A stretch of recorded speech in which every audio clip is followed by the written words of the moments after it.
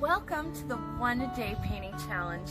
I'm Yvette, and in today's video we're going to paint this awesome painting. I'm going to paint it live and show you step by step everything I do and talk about all the tips and tricks of how I paint this painting. So I encourage you to paint along with me. And if you haven't already, go ahead and subscribe to this channel. That way it'll make it easier for you to find the videos in the future. The first thing that I recommend doing is tracing out your image onto your canvas. I used a pencil so that way it would be nice and light and easy, and I was able to erase. Also, if you notice, the hand is a little cartoony. That's okay. I am going for realism, but you know, it is what it is. This is art. This isn't a photograph. So if your hand is a little cartoony, that's okay. I'm going to go ahead and do the background in this beautiful turquoise color. You can do the background in whatever color you like, whatever color you think is going to look really beautiful in your home. This color looks really good on a wall that is, it looks really good on a wall that is white. If you have a blue wall, I wouldn't really recommend this unless you had like a lot of walls that were many different shades of light blue, then maybe. But yeah, mostly for a white and an off-white wall. I am using a square rectangular brush. Anyone will work of really any size, but this is the one that I prefer to use the most when it comes to backgrounds. I'm going to go ahead and just paint the edges and the sides and the tops and the bottoms and all over the place. And if you notice, the way I'm doing it is a push-pull method. So I'm adding the paint onto the canvas, and at the same time I'm also lifting and pushing paint away. By doing this technique, it's going to kind of give a depth look where some will be light turquoise and other areas will be darker turquoise. It's not showing up too perfectly awesome on the camera, but here in life I can definitely see that there's a little bit of a atmosphere happening, a little bit of a depth. Different colors work different. Blues give more depth, I think, than the turquoise does. It also depends on the brand and the quality of paint you're using. This is in the middle of thick and loose. So this paint that I'm using is not the most expensive paint, but it's not the cheapest either. So it's right in the middle there. So it's fun, just have a good time, relax, get your frustrations out on the canvas. If you had a bad day, talk to your canvas, let your canvas know that you're stressed out, not having a good time, and this is the time where you just let go of all those wiggles and the jitters. Painting hands, everybody says, is so difficult, and I need to turn this for a second. Everybody says that painting hands is so hard to do, but really it's not. I mean, a lot of people's hands look the same. When you compare it to a face, everybody has a unique face that is specifically their face. When it comes to hands, you can get away with a lot of having similar hands. However, for this one, I took a picture, well, my daughter took a picture of my husband and I holding hands. I wanted to get this angle, so I wasn't really able to take the picture on myself to get this angle. So I am going to try to make one hand look a little bit more masculine than the other hand. I like to have my pretty nails, so I'm gonna try to incorporate that into the painting. I also recommend that when you do this, try to have your hands look like they come from two different bodies.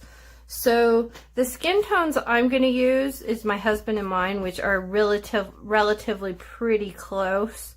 Where our skin tones are pretty much the same. And I don't know, I guess we live a similar lifestyles, really. He's with me all day other than when he's at work, and he's in work. When he works, he's inside all day, and so am I when he's not at work. So we have the pretty much similar skin tones. So I'm going to kind of try to keep that motif going on in here. You can use many different methods in drawing this, okay? You can freehand it. But as y'all know, I am not a good drawer. Like, that is just something that I am not blessed with, and I've practiced and I've tried, and I just can't seem to do it. So I take pictures and use the projector method to transfer images onto the canvas. Sometimes I use transfer paper. That helps. Sometimes I use the grid method. It's really in the moment of what I got. I bought this beautiful expensive projector and I'm really liking it, and for me it works way easier. I am going to put this image in the Facebook group painting challenge, so that way you can reference it, and then also you can use it for transferring an image if you would like to use this shape that I have. When it came to drawing it out, I went super basic. Okay, I did not try to fuss or anything. I just tried to rough outline where is the thumb, where is the index finger, where are the nails. I did try, like right here there's a knuckle, so I did try to kind of think about where the knuckles would be, and I did lines just to help me a little bit better so that I can, like, for reference for later. Notice now that I'm putting the paint on, I'm being very specific that I'm not going into where the skin is. The reason why is because this type of paint that I'm using acrylic paint, but this brand in particular, it doesn't overlap well for blending. And so if I go all blue and everything onto here, what's going to happen is when I go to paint the lighter skin tones, then it's going to you're going to see the green through it, and I really don't want that, and I'm trying to go for realism here. So like I'm sure you saw in my flower how I outlined it and I edged it with black. That was modern painting. So I don't want that designed for this. So I'm not going to try to be outlining anything, because I think also when you do that, you outline versus doing shadows. I will be doing shadows, but if I'm outlining, it'll give it more of a cartoony look, which is kind of, I mean, it is a little bit cartoony. So, also, I play the guitar as a hobby, so oftentimes my nails are really short. They're not right now. I haven't played for a few weeks, but I get into moments in time when I do enjoy playing, and so when that happens, I cut off all my nails, and that's what happened at the time when this photo was taken. My nails were all super short. But this is your world. Do what you want to do. So if you don't like this turquoise color and you would prefer maybe a yellow or a purple or a green, go for it. Do the color you want, and that also goes for the skin. If you want to do a white person, a black person, you want both nails to be feminine and girly and cute. If you want both masculine hands, I mean, it's up to you and what you want. It's your world. Create it how you see fit. Typically when I paint, I put a lot of effort and energy and love into the paintings that I paint. And typically, I just to be on the safe side, I always try to do things that would be pleasing of me and my husband, that I could hang on the wall. I mean, y'all know that I do sell paintings and stuff, but I always am trying to go for that awesome painting that's going to hang on my wall. So I think of that first before I'm like, yeah, this one's just going to be sold. I don't like to just make art to make art like that. I do sell paintings that I'm not super happy with, but at the same time too, I always try to at least be happy, I'm not going to be selling icky, stupid stuff, because if I'm not going to hang it on my wall, why should I expect anybody else to? But at the same time too, sometimes paintings happen where they are just so awesome and they are so cool that I can't give them up. It's like my portfolio, and it's something to brag about, and look at what I did. So yeah, so because of that, that is why I'm choosing to do mine and my husband's hands, and hopefully this is a good one. Hopefully this one comes out really super well. You could also do your hands too. So I had a professor that explained to me, we see our hands every single day. We don't notice we do, but we do. We totally, I mean, every time you're doing stuff, you see your hands. You just don't think about it. So if you're having a hard time and you don't have somebody who will pose for you, because that's a whole thing too, right? And especially if you pay somebody to be a model. I live in Pennsylvania. It's 2020 right now. So the going rate to pay a model to be able to, be there and model is about $40 an hour is the going rate. I have found them for cheaper, but then that's when you get the weirdos. But I'm not going to pay somebody $40 when I can just take a photograph of my own hands. And the other thing too, the light changes. So if you are a slow painter and this is something that you're going to paint over a couple of weeks, it's not feasible to have to pay somebody for 6 hours 3 times. It's a little weird. So photographs are biggest helpers. Also, there are times in my life where I find myself, especially because I am a painter, I think that's how it came out, why do it more, but I find myself telling myself, and then sometimes I don't tell myself, it just happens, where I'm staring at stuff just to look at it and see how it is and see where the highlights and the shadows are and what colors are in them. So if you, this is creepy, okay? This is really weird. But if you happen to be in a location where you're not being a weirdo and you can take a moment and check out someone's hands, or just look at your own hands. You're waiting, you're by yourself and you're getting lunch somewhere and you're waiting for the waiter to bring your food. You got your hands in front of you, so take a moment. Take a few seconds and stare at your hands and look at the little imperfections. And right now my hands are really dry, and just how the light looks, where the shadows and the highlights are.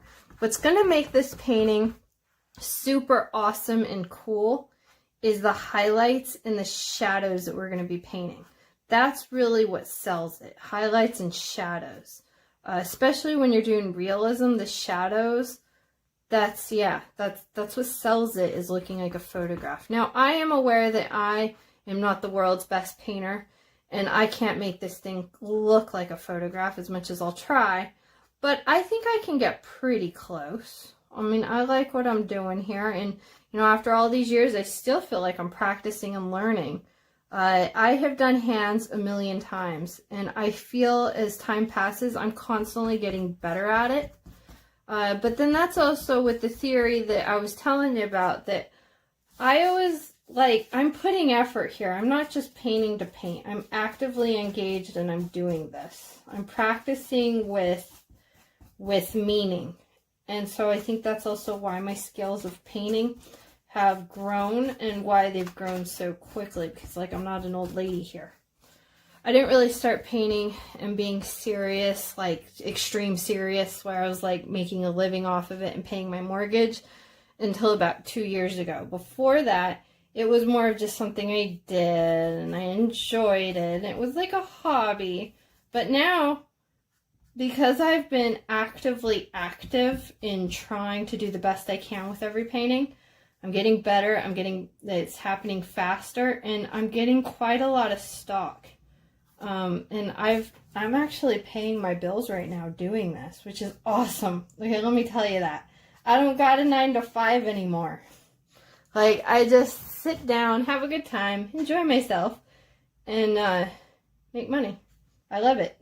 It's a great job for me. I don't feel like I'm at work. Okay, so make sure to keep in mind those, the knuckles. We want to still keep that happening. If you want to, and take it up a notch, I chose not to on this one because I wanted to focus this lesson on painting the hands. But if you want to go up a level, you can paint different colors back here. You can go all crazy, do some cubism, or for the background, and then real, so you could, this is really cool. When you do a background and the foreground in 2 different genres of painting, it's pretty cool.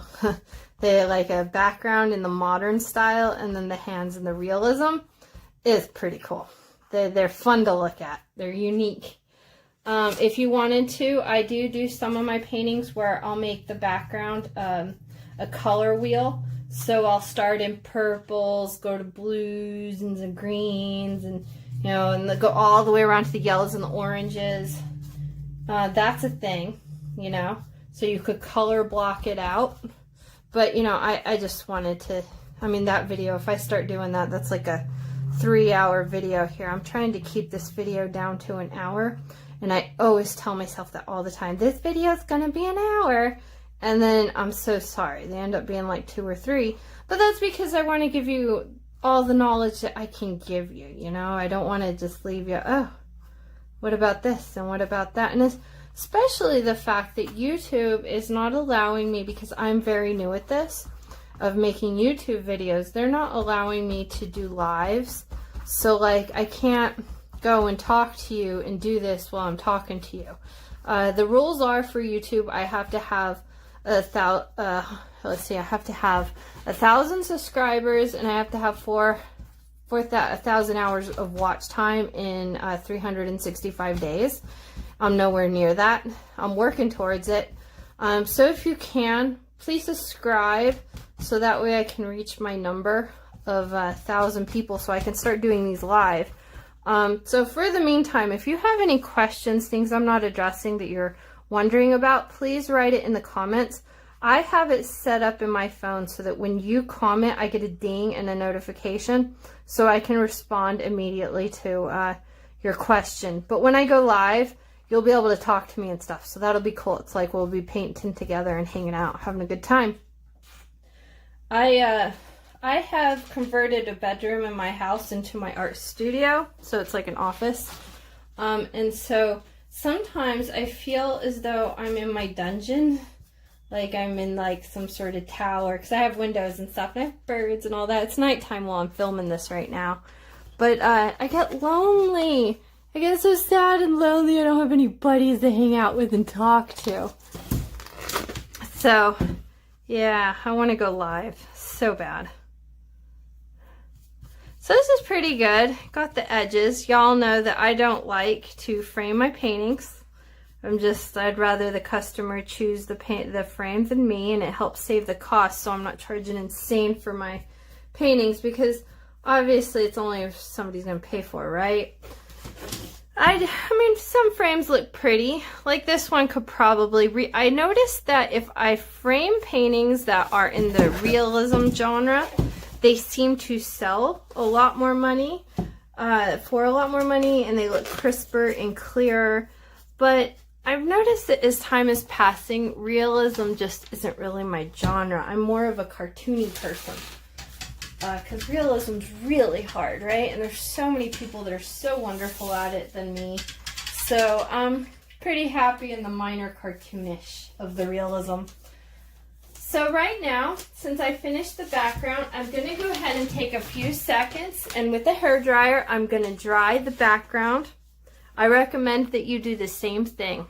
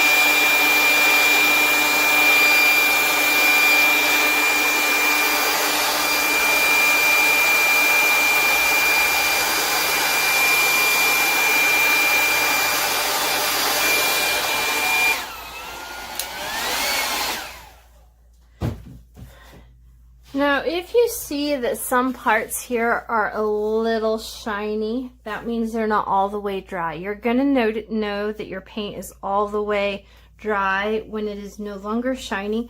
I recommend, if you have the opportunity, drying it with the hair dryer on. I recommend the low setting, of course, but if you just let it sit overnight, it would be a little bit better. The reason why that I recommend doing this is because sometimes when you're not paying attention, you might have some water droplets from your brush, or you might smear the paint with your hand. And so by already having it as dry as it can possibly be, if you have a boo-boo, you can quickly wipe it up really quick, and hopefully if it's all the way dry, nothing's going to happen to the bottom, the base. But if it's not all the way dry, you could get some boo-boos. But just for the sake of taking this class and trying to film how to do this, I'm more about the knowledge and I'm going to try to make this look really cool, but I'm more wanting to show you the technique of how you do these shadows and highlights. I'm going to go ahead and add some really dark brown on my palette. I know I'm not going to use it, but I like having it there anyways. You might use it. It depends how your skin tone is and what you want to do. I'm going to do a middle brown one. This is a burnt sienna. And then I'm going to do raw sienna. I like the siennas. Everybody likes the siennas. I used to, when I was in school, be like, whatever, sienna. But now I'm like, no, really, so many applications. With these three colors, I can make wood, and it looks totally cool and legit, like it's real wood. So sienna is a good color. Okay, so now I'm also going to add some white onto my palette. Now, have you noticed what I've done here? I put the white in the middle, and then I have my dark brown, medium brown, and a light brown. See how they're in order? And then I have the white, so that way, and also I gave space in between the colors so that way I can mix and have more tones. Some people like to have all their paint out on the canvas, the palette at once, and that way they can come back to tones. I'm more of a mix as I go, but I still like to have some to come back to and fall back to. I do like to paint rather quickly because this is acrylic and it dries so fast. So now the top of your hand is usually going to be a lot darker than the bottom of your hand. The bottom of your hands are, I mean, not me. Okay, it's springtime right now. It's April when I'm filming this. So I have been inside. I'm in Pennsylvania, so it's not like we're, woohoo, the beach. So I'm like super pale. This is the whitest as I get. So you can't really see it on the camera, but trust me, know what I'm talking about here. The palms are going to be whiter and the tops are going to be darker, especially when you're doing like black people with the dark skin. They're very dark, and then you can almost, it's like you can see a line.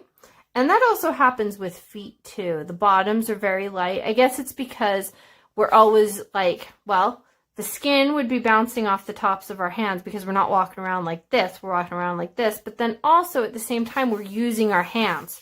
So this part of my hand, the cells are rubbing off faster. So because of that, less melanin in the skin. So I don't know. But anyways, it's my little theory. Okay, so I'm going to start. Now, y'all know that I love to start with the background first. So I was going to start here. Let's start with the background. So we're going to do a lighter skin tone. Now I'm going to go ahead and do a base, just to do a base so I have it.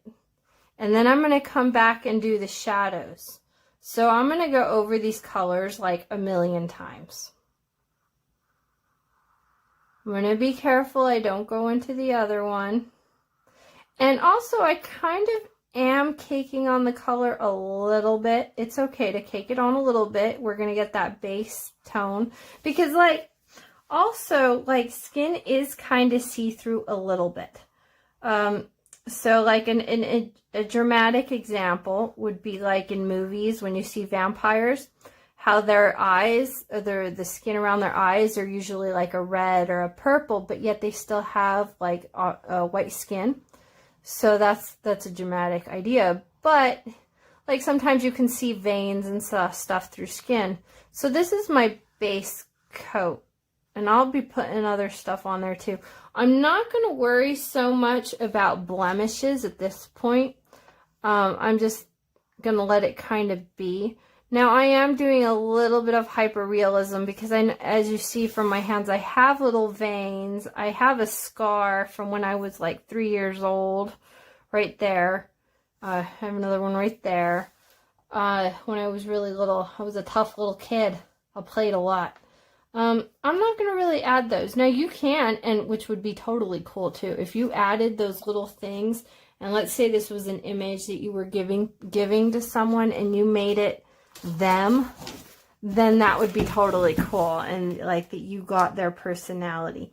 And see, that's one of the things I was saying earlier, why I feel that hands are a little bit easier, because you can hyper-realize hands, whereas faces, if you're going to give a painting, like they commission you to paint a painting for them, and they want their likeness, well, you need to make those eyes and that nose and that mouth look like that person. Otherwise, when you hand that painting to them, they're going to be like, oh, you won, thank you. But really in their head, they're like, it looks nothing like me. But you could get away with the hands a little bit. And even though that these are the focal point, like this is a really dark skin tone. I get it. My skin tone is nowhere near this dark. But you're going to see when I add highlights to this, it's going to really pop. And you're going to see it. And it's going to come to life. So now another thing for me and in this situation, when me and my guy are holding hands, because, you know, there's a whole theory that they say that, you know, got to let the man chase you a little bit and keep the romance going, and the cat and the mouse and all that, because if you're always chasing after boys, they're not going to want you.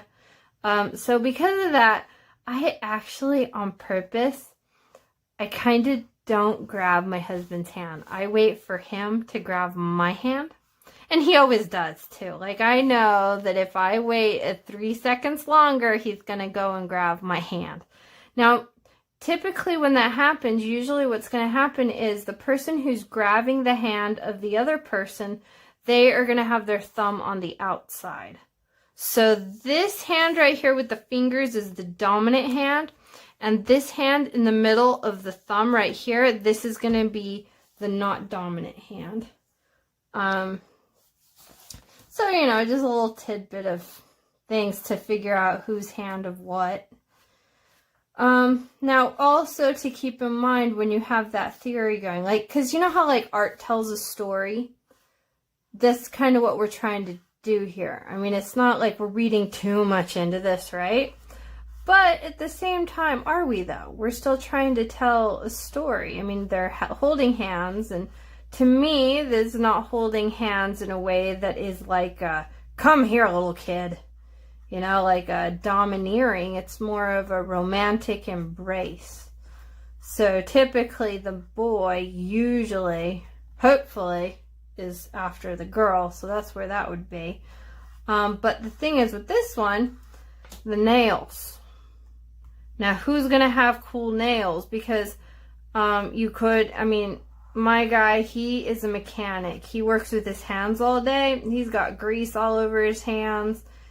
He also does like quite a bit of welding and stuff. So he's a manly man. He's the kind that guts a fish without even thinking about it.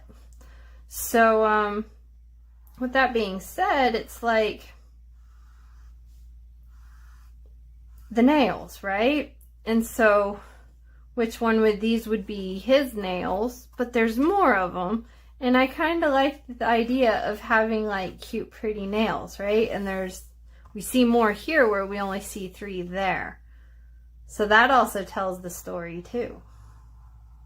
And also, you know, when you're thinking about how you're drawing on your hands and how you're going to put them here, notice that I'm also doing strokes that are kind of like I'm allowing these lines to happen naturally with the paintbrushes leaving behind lines.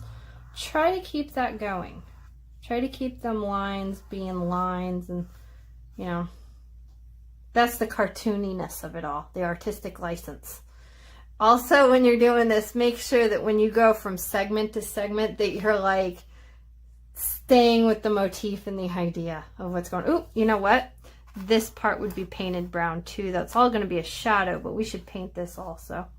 Wasn't thinking about that. Because this would be kind of the palm of the other hand.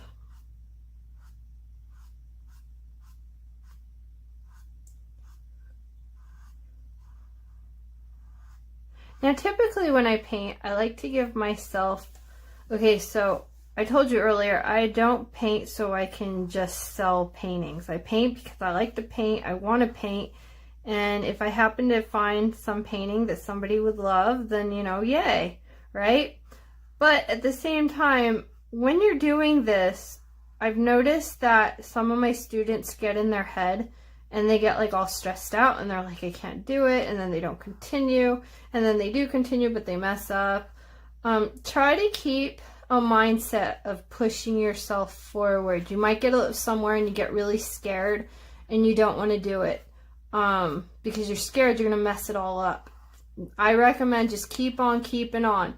Now, however, when you're towards the end of the painting, sometimes you got to know when you're starting to get tired and fatigued and you're not in the mood anymore, but you feel like you should still continue painting.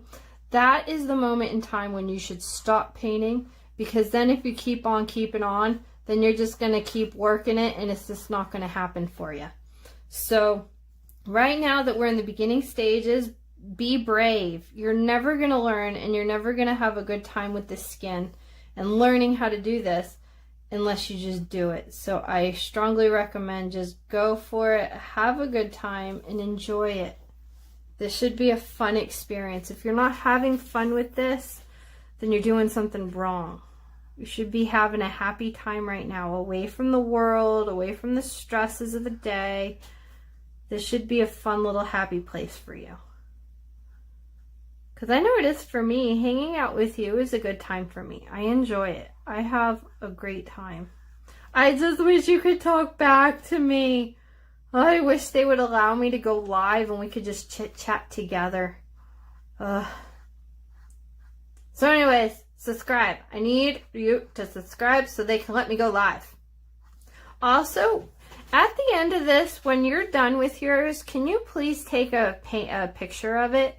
Because I want to see what it looks like. I want to see if like I've taught this lesson well and if you've grasped the concepts. Because this, like, when you give me your feedback, it's helping me become a better teacher. And then also, I just want to see how fun. Like, we're totally hanging out, right? So I want to see what you did. I'm like totally into art all the time. Like, really, I am. I'm like, when I go on vacation and I'm like in a different country or I'm somewhere, I actually kind of try to budget my time in a way that I have the opportunity to go to a museum or something that is allowing me the opportunity to see the local art and like the history. Like, so we were in Mexico in Cancun and I took a day and we went to the Mayan ruins, and they had a museum right there, and then they had like pyramids and stuff. And I was like all into it, checking it out, having a good time, seeing their art. And I mean, they had not a lot, but you know, well, I mean, as far as paintings, they, over the times, a lot of their paintings in that culture were very political. Like a lot of political paintings at the time. They must have had laws maybe, or that was just not a thing in their culture. Or the ones that were just fun and happy just didn't survive the test of time, where the political ones they did. Like you can see that in their homes. They painted on their walls, and they're all political paintings. Like, yeah, okay, it's like a jaguar, but there's a reason. Like that, the jaguar references the king and stuff like that. So it was almost like it would be like having a picture of the president on your wall. So the next time you're on vacation, you know, take a moment. Go check out the local flair. I mean, even if you're, like, not really into it, like, I had a professor at the university say, it don't matter. Take a moment, look at it, like, you might learn something that you could use later on. Ideas, maybe there's a color palette they were using. There was just something about it. And just to be informed and have knowledge. The more you're informed, the better your paintings are going to get. You're going to definitely see a difference over the years. So try to inform yourself if you can. Okay, so the one hand is painted. I like it. It's cool. I'm going to let it dry a little bit. So I'm going to go ahead and clean my brush really good in the water. Whew, there's a lot of water in here. Kind of bend the bristles a little bit. Make sure you get all that paint out. And then I use a paper towel and just wipe it dry. I don't add, since this is good quality paint, I don't add water to my paint. I like my paint to be really thick. It's just my style. I'm more of an impressionistic painter. So that's what I do. Okay. Especially if you were using really cheap paints, like kid paints, do not add water.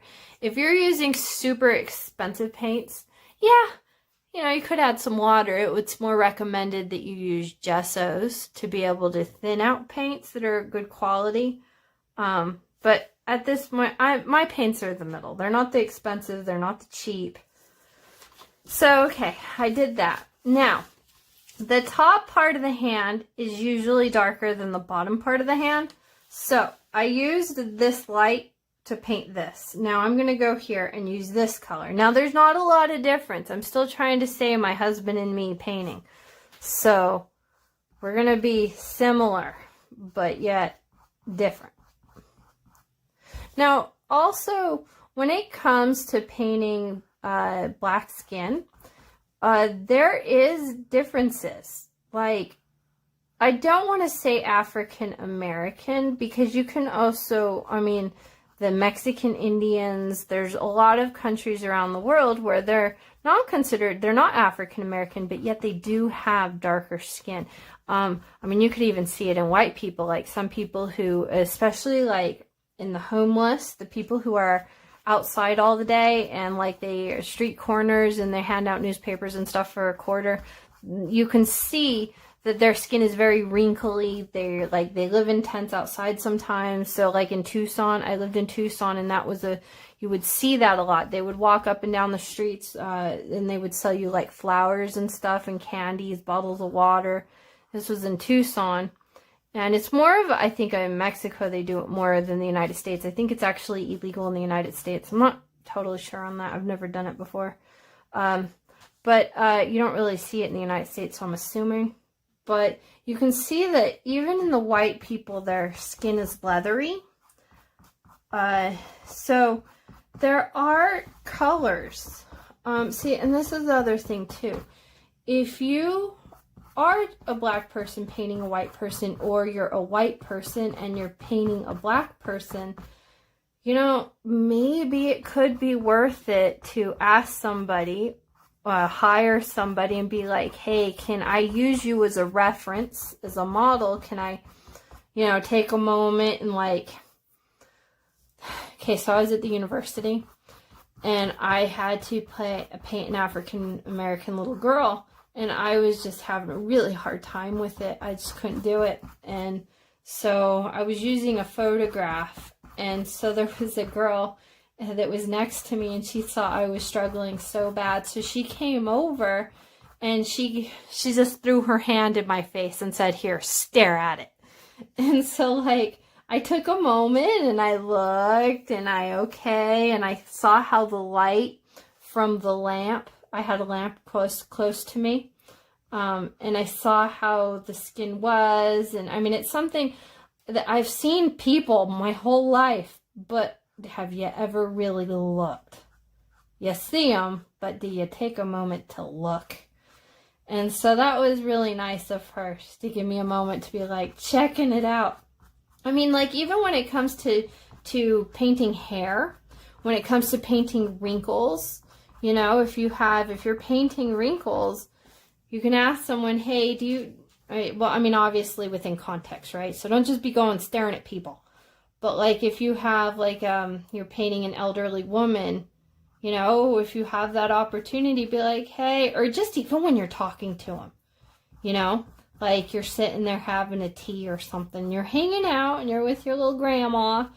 Take a moment and stare at her face and really like, okay, I know where wrinkles are because duh, I'm not stupid. But really, like, how long are they? How thick are they? Where exactly are the shadows? How deep are the shadows? Are there many colors of tones in the shadows for these wrinkles? So, yeah, that's pretty much, yeah, put in the effort. Get to know your subject. So these colors are super, super identical. Now, you don't really see it now, but you will. When I start adding the white and the dark brown, you could add some brown to your, black to your color if you wanted browns, but I don't think for this one that's something I want to do. I think I'm just going to stick in white tones. And then also, I'm also going to mix the different browns together at the same time too. So we're going to come up with like 12 different shades here. It's going to work, trust me. Whew, it's looking good. Now I want to do this edge here, but this paint is like really globbed on and it's not dry at all, and it looks like it's going to take a while to dry. So I'm just going to go over here and occupy myself on this side of the canvas. Also, I'm using the same method that I did with the background, which is the push-pull technique. So I'm adding paint, but I'm also wiping it off at the same time, and that's why I'm getting a lot of textures. It's not really picking up on the camera that well, but let me tell you, here in life I can see. And also I have constantly been rotating my brush as I do this push-pull technique, so that way these lines that are naturally occurring with the brush, they're in all different little directions. So when it comes to skin, I like to block everything out and have, think of everything as a section. Have you noticed that I painted, I kept, like I'm doing this finger and then I'm going to do that finger. Like everything is in little sections. I could just go here and wipe it all out. I could do that if I wanted to, but I want to have some texture here with these colors. I kind of want this edge on this side to be a little bit different than this edge, and by the brush strokes being in different ways from each other in different lights and shadows and highlights, because the push-pull, some of these areas are going to be darker, some are going to be lighter, I'm going to get that. Now it's going to be super minimal, okay, like really minimal, but it'll be enough that you'll kind of see. Now it's not coming up on the camera, but trust me, it's gonna happen.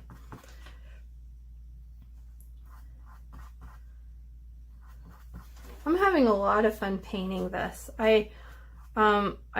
So I had a professor tell me 70% of your art is going to be a dud. It's going to be horrible and bad. But you have to go through that journey of the 70% so that way you can get to the 30%. And as of right now, I'm really liking this. It's coming out how I had envisioned in my head. And I think this might be one of the 30. But I don't know yet. You know, there's always an ugly phase. Every painting I do, there's always an ugly phase before it gets really pretty. And then it, bam, it just happens. Now, you can see through my paint. You can still see my pencil marks, which is why I told you to use pencil and not pen and stuff. Because I can see, you know, it's, yeah, 2 different shades, but I'm still seeing those edges. So, okay, let's go to this one. Also make sure that when you're doing your fingers, you're doing them right. That like you're doing the tones with where it should be and you're not mixing up. So that way, I want this to be distinctive that it's 2 different people.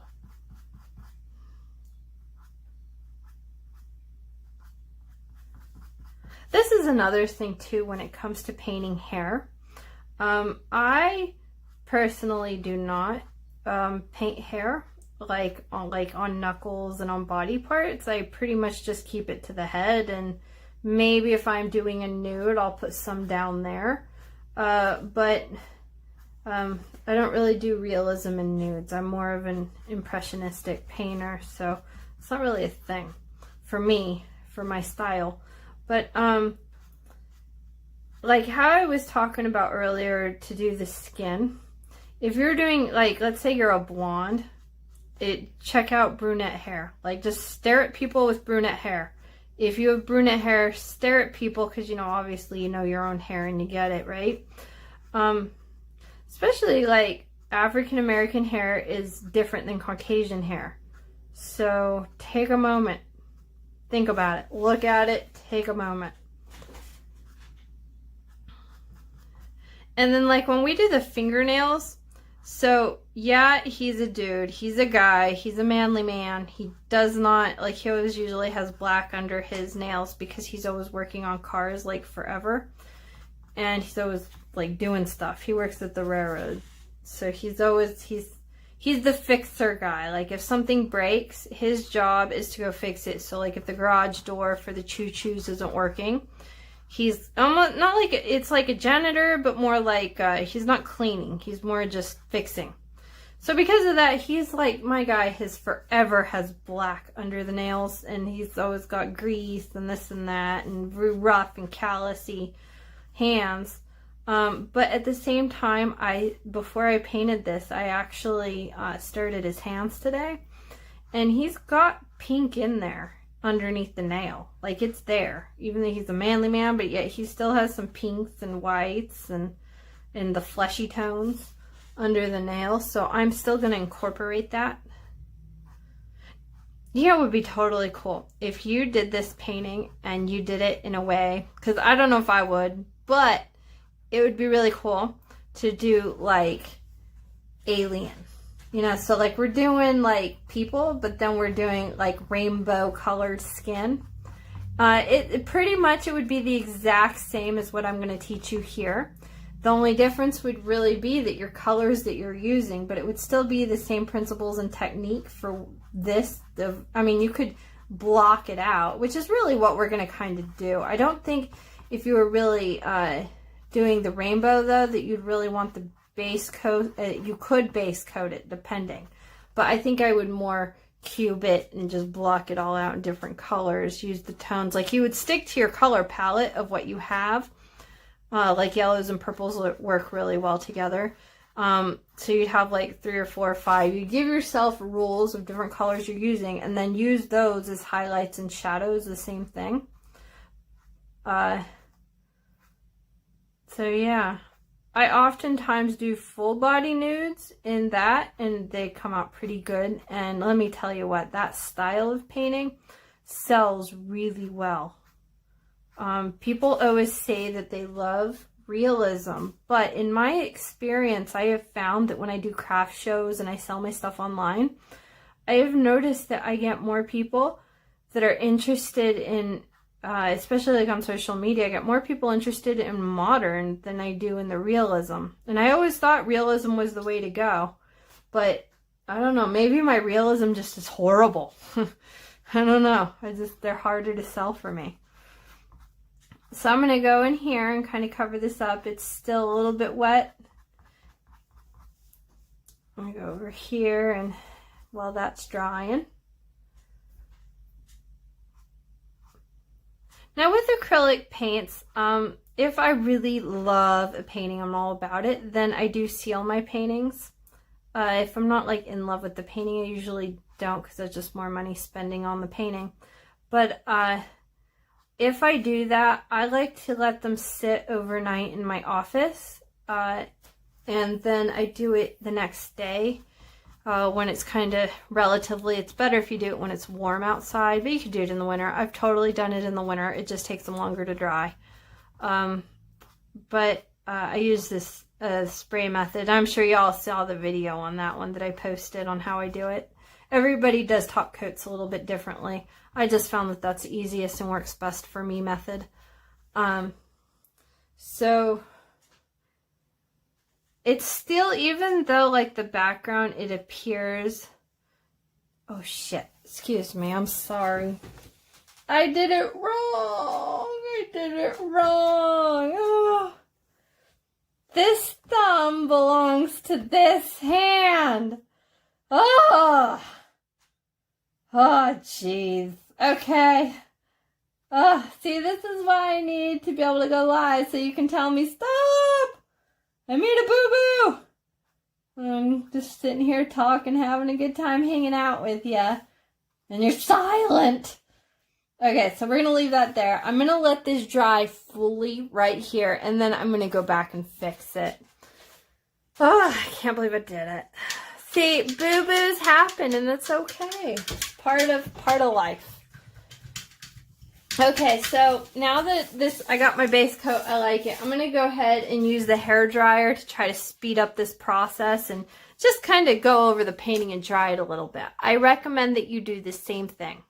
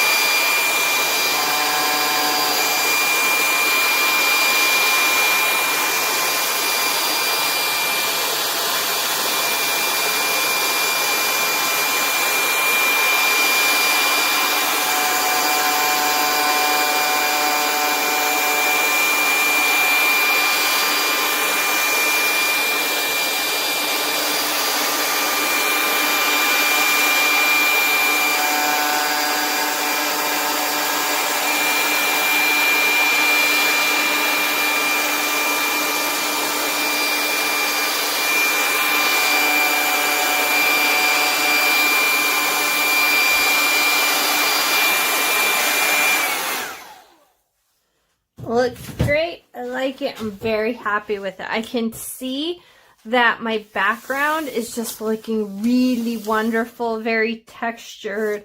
See lots of lines everywhere. I love it. Now, the thumb, bad area right here. But everything else, I like how I've got the two tones going on. Now, this hand, we see the inside, but we're going to have to, it curves around, right? And remember how I said it's dark on top and light on the bottom. So we're going to have to mimic that. Plus, at the same time of doing that, we're going to have to also think, how is the light bouncing and where is it coming from? So that's another thing, two things to add. Now, with the thumb, this is the top part of the hand. So even though, yeah, okay, I painted the wrong flesh tone, it's still okay because I needed a little bit darker anyways. You'll see when it comes through a little bit. So I'm going to go ahead, clean my brush just to give me a fresh, new, clean start. I like to clean my brush a lot when it comes to right now, when I'm going back and forth between colors. I recommend you do the same thing too. I'm going to go back in with my lighter color and try to see if I can lighten that up. But did you notice something? Do you see how it's a little bit darker now? See that darkness? It's not quite the same shade. That's because of the undertone. See that there? So, if I keep painting on the white with that lighter color, then the color that's going to show through, it's going to be a lot lighter right here, and then it might end up starting to look like a birthmark. I'm not wanting to do that. So to fix it, I'm going to go ahead and finish the rest of this thumb with that medium dark color that I was using for the other hand. So that way I can have a uniformed undertone look. Now I think that at the end of this I might add the nails and make them a little bit longer, but for now, just because it makes me feel better, I'm going to go ahead and just give some flesh tones to the under part of the nail, and then I'll see from there. The nails are going to be the last thing that I do. They're going to be my finishing touch. So, it's coming along. It's pretty good. Liking it. It's working. Making sure I get all those. Don't really want to go into the blue too much. Perfect. Now I have a little whiteness. Can I just cover that up a little bit? Perfect. So I'm going to go ahead, so I have continuity in the piece. I'm going to dry this area.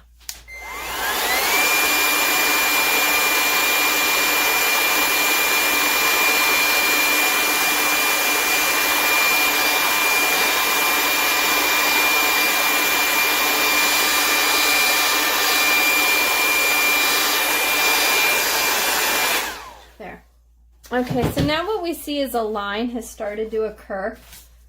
That's because you stop and start and it was dried and then I added more paint. So really where this line is, there's 2 layers of that brown.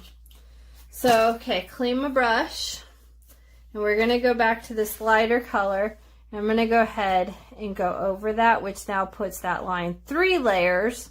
The more layers you put, the darker that color that you're using is going to be. Especially if you layer it over an area that has already been pre-dried. It just makes a thicker, darker color. Now, blend, okay? The key to this is blend. Just like when you put makeup on, blend. Now, okay, so if you're a guy or you're a gal that just doesn't use makeup, I recommend, even so, if you want to become really good at painting people, I recommend that you watch some videos, you take a class, you practice and learn about makeup.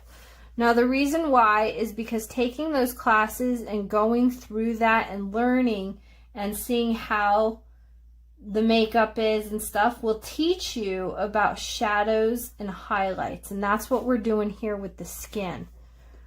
So, okay, this, you know what, this was drawn wrong. It was drawn wrong. So the makeup, I recommend just do it. You know, like a good place to go, I think, for learning about highlights and shadows is about taking a tutorial. Kim Kardashian has some videos and tutorials because she's really all about sculpting and shadowing the face. And I mean, obviously, you know, if you're going to do hands, a lot of the same principles kind of come across, because when like costuming and construct, it's all about, we're thinking of the body as cylinders and how is the light bouncing. So all the things that you'll learn in doing the face, like contouring a nose properly and different ways, and if you color it this way versus you color it that way, how it changes the aesthetics of how the nose is going to appear, especially like on camera. So, and on stage, it's going to change it. So it's kind of the same thing with the hands. It's just, you know, the same science, different body part. I'm going to add some white, move a bunch of it over, and I'm going to add a little tiny bit of the light brown, and I'm going to mix it. Now, the more white that you add, the lighter this color is going to be. The more brown that you add, the darker this color and the closer to the dark brown that it's going to be. Now, I want a really super, super light brown. This is going to be my highlight color. It's going to be my most biggest of all the highlights. So, I'm going to try to think of this hand as being cylinders. Cylinder here, here, every finger is a cylinder, even this. So the bottom part, this is going to be, let me think here. Let's gonna say that there is a light going in this direction. So this is all going to be highlighted, because I do want to kind of shadow that, even though it is the bottom palm part of the hand. I would like it to be highlighted, but I still need a shadow.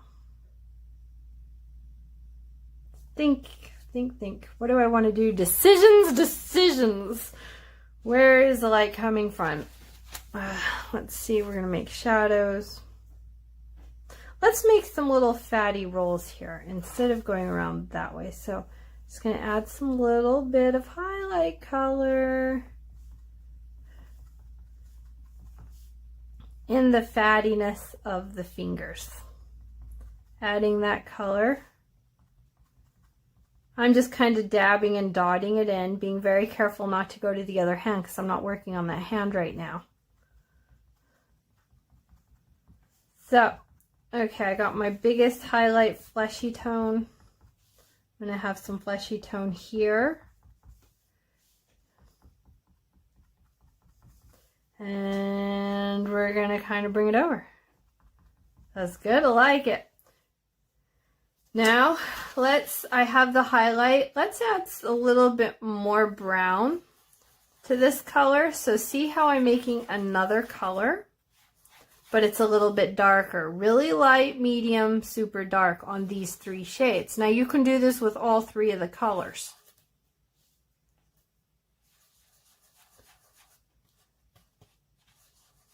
See how I've got different palettes, or the different hues going on here within the brown. The more hues of brown that you have, the better realism you're going to achieve. Now you can go and just already buy these shades, that's a thing. But I don't have a million palettes of color. So now I'm going to add this on the sides of where I added those highlight colors. See what I'm doing?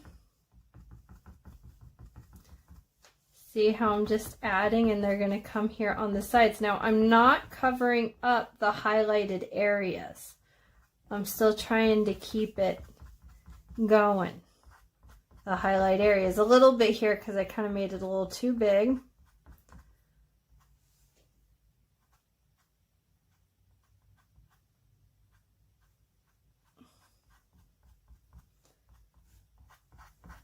Now I'm not going to be caking on the paint because I want it to dry, but also I'm going quick so it's not all the way dry.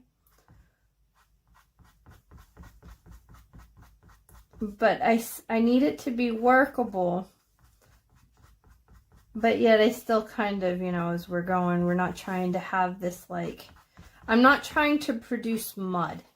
Mud is when the colors just get turned into mud, basically, when they go all over the place.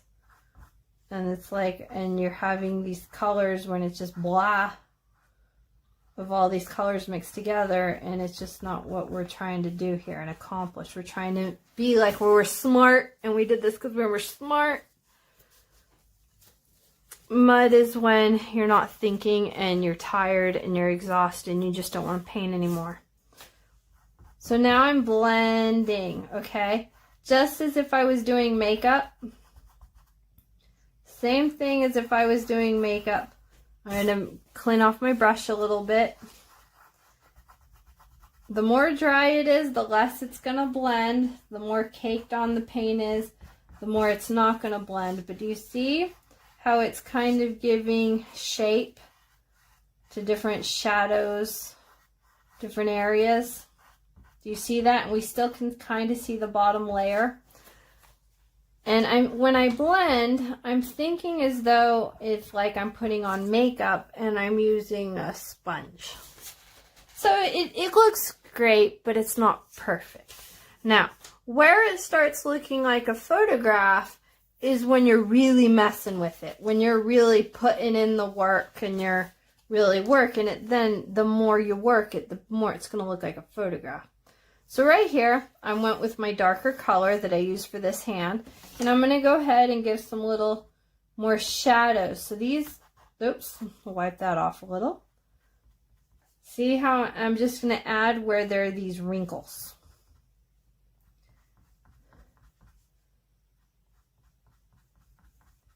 Yep, just to add the wrinkles a little bit.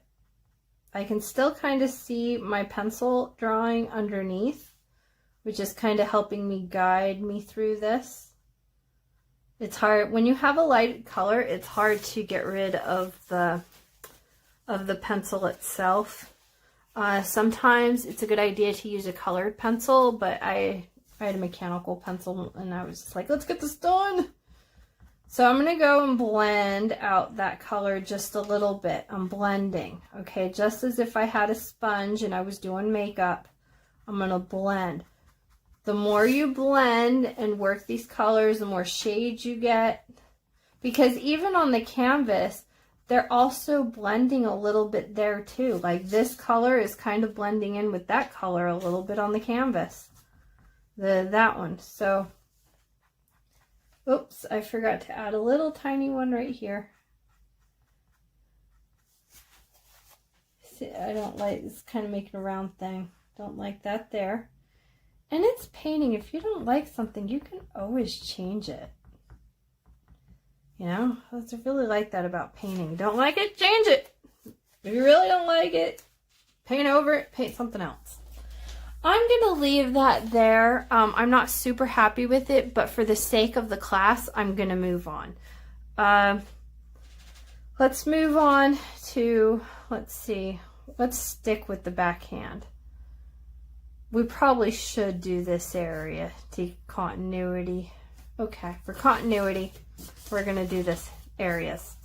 So, I wanted this to be a shadow, but I don't want it to mimic there. So we're going to use this, and we're going to give a second layer on that. And by giving it that second layer, it's going to make it a little bit darker. Then I'm still going to probably put some kind of highlight. There we go. It's a little darker because there's a shadow from this hand, because this finger is kind of sticking out a little bit. So I'm gonna make this color go in a little bit more. There we go. I got some highlight. Gonna bring the highlight in a little bit. Wipe it off. I have too much paint, and then I'm gonna try to see if I could blend a little bit. Little bit of blend. Okay, that's good for now. I'm gonna move on to, let's do this section. Remember, we want the highlights and the shadows. And the shadows, I will be a little bit, we're gonna say, yep, we're gonna put a little bit of highlight right here in the middle. Oftentimes when you think about these paintings as cylinders, think of cylinders, a lot of the times that's the cheat sheet idea. So I'm going to go a little bit darker and put a little bit darker on the edge there on both sides. The cylinder has both sides that are shaded. I'm going to go a little bit darker. Oops, I added too much on my brush. A little bit darker on those edges, being careful to stay true to the edge of the hand and where that goes. Don't really want to go out into the blue. So now that I have that, it's very rough. But what we're going to do is we're going to clean the brush. We're going to work from the middle part. See how I'm blending that? Wipe my brush, and now I'm going to blend these two shades together. Go down and just blendy, blend, blend. Don't overwork it, and then blend here, and then here. So you see how I'm working from the inside out, and I'm blending away.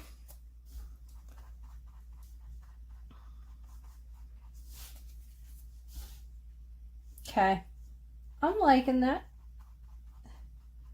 Oops, a little bit. It's okay. We're gonna redo it. So if I went over this thumb a little bit, it's okay. We'll redo it. I'm gonna let that be what it is for right now. We'll come back to it. Okay, so let's continue up the arm. So we're gonna go highlight because this is the bottom part of the hand. I think I'm just gonna go ahead and highlight up to this edge. I'm not gonna cylinder it. I'm only gonna halfway cylinder it.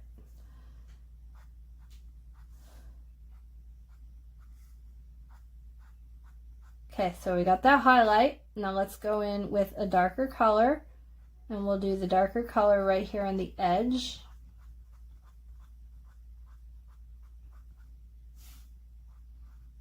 Okay, so now let's go to the medium color. See how I'm getting a little bit darker as I go out to the edge? This is going to help the skin appear to be rounded. Well, like the arm. The arm, it's a little bit round. Okay, so let's go with here and blend these because they're already drying. Take a moment and blend that. Wipe my brush, and now I'm going to blend these two colors together. Notice how I'm not going all the way to the right and blending the really highlighted color into the really dark color. I'm giving it a fade, and I'm constantly cleaning out my brush. I'm liking it. It's working. It's coming. Let's go ahead and do this to keep the motif. For a moment here, I'm going to turn my canvas just to help me a little bit. Oh, I forgot and have a big old white spot. Okay, so now we're going to do the cylinder that we did here, but in reverse. So this little edge here is going to be the, and I'm going to go over a little bit more because we can see more of the arm here. And I'm going to come up just a little bit over here. So I'm making like a triangle. Okay, that works. Now I'm going to go to my darker shade that I have here. And I'm going to put that right there.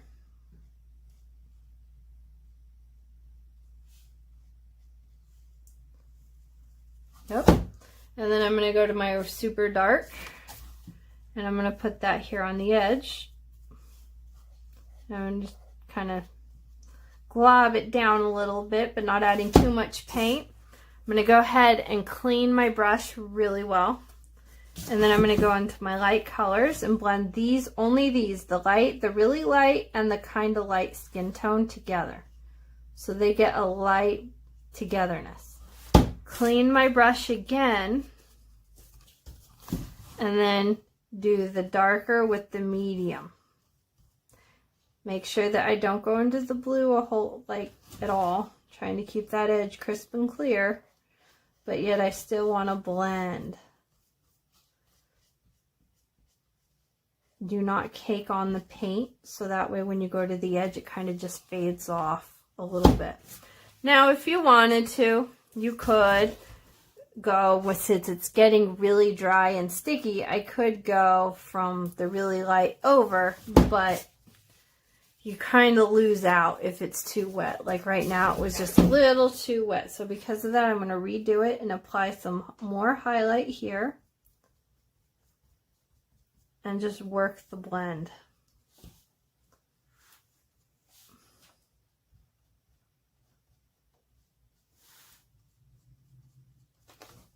This is working, it looks good. Could clean my brush, come back to that medium color and do just a little bit here. Little bit. Okay. I'm going to go back and blend the light, the medium light. Wipe the brush and then blend the medium to the dark. Yep, it looks good. I'm going to leave it. I'm not going to mess with it. Now, I did not do my color over here on this little thing, so I'm just going to go ahead and do the side while I have the canvas in this direction. Make sure that I keep the same type of brush strokes of what I did on the top. Now, when you do this, you can use any brush you want. I have noticed when I use different brushes, my brush strokes look different.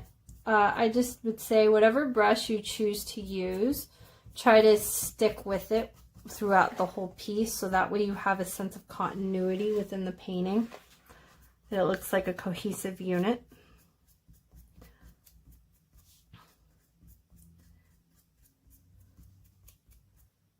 I mean, that's something that really, it's a personal preference, and you're going to just learn that as you go. And it's going to give you your own unique hand style and writing to painting, your own unique voice. Okay, so this is pretty. I like it. It's coming. Ooh. I'm going to make it a little dark, because now that I see it on this way, I notice it's very dark here and not so much. So I'm going to give it a little bit more darkness. Just a little bit. Not, oh no. I'm going to have to readjust the outline a little bit. I'm going to go with a little darker color here and adjust my line that I just messed up.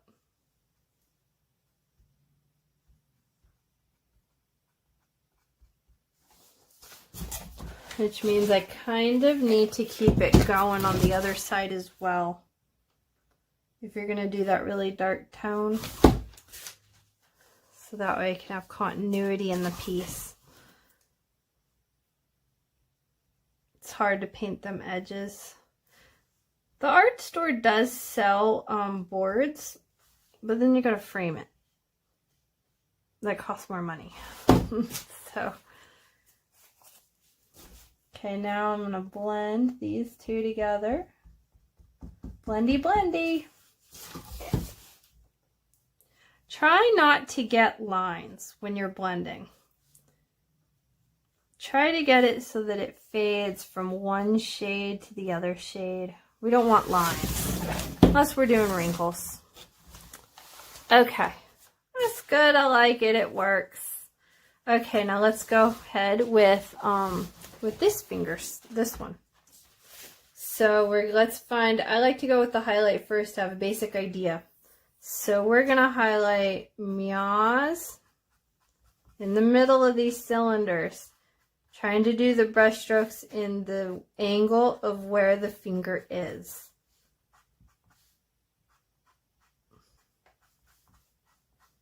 So like how the finger, I'm trying to go sideways on the finger. You don't really see it, but it's turning there. So I turned my brush to make those shapes. Okay, so now we're gonna go with our middle color, and we're gonna add the middle color. Don't glob it on.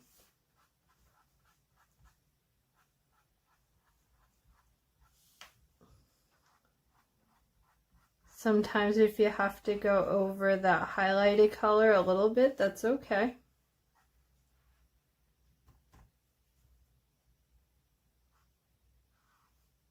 Oh. Okay, so I'm going to go ahead right now and blend these two colors to be together.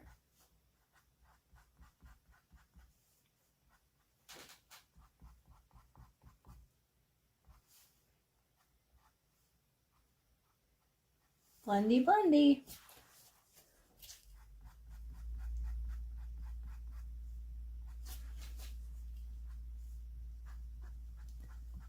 It's usually better to push the lighter color into the darker color.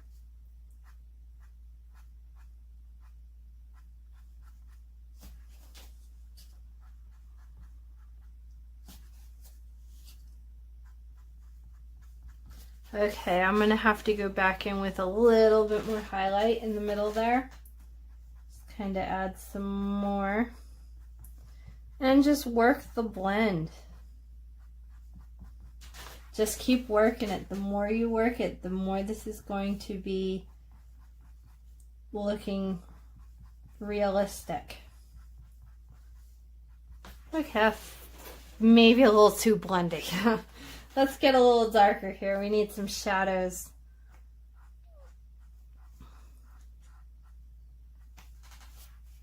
Which really I should have done this part of the hand first before I worked on these fingers. Oh well. Let's see, we already did that. Let's do darker. I usually like to do what is in the background first and then work my way to the foreground because of overlapping. I feel like I can get a crisper edge that way. Go ahead and blend these together like that. It's coming.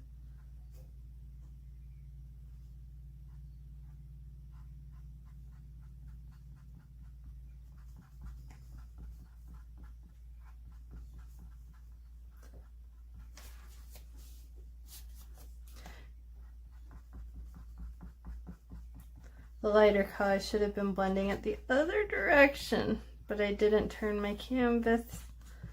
Should always put the lighter color into the darker color, would be better.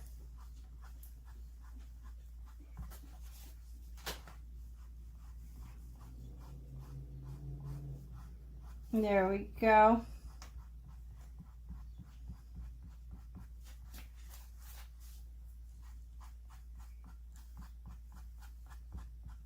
I don't want sharp edges. Trying really hard not to get them sharp edges. Okay, I'm gonna put some really dark little things on the edge here, and I have a wrinkle. Where else do I have a wrinkle? I have a wrinkle right here. And a wrinkle right there. Then I have a wrinkle right here. Some dark edge right here.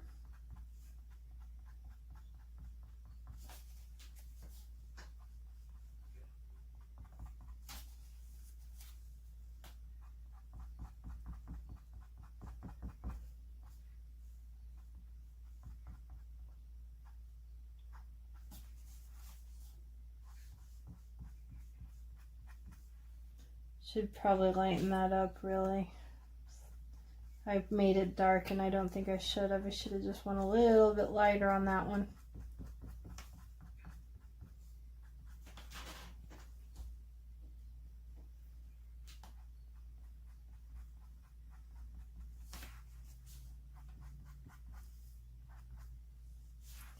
There we go. Okay, so these wrinkles, I want them there, but I want them kind of like blended in.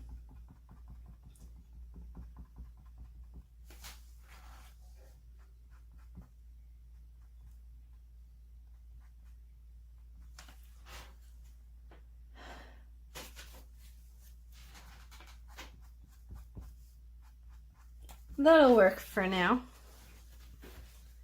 It's coming. I'm going to take a moment and wash my brush in water.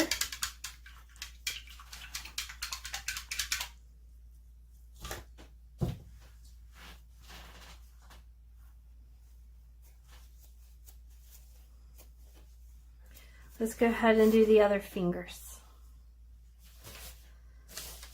So we are going to add the highlight first, right in the middle.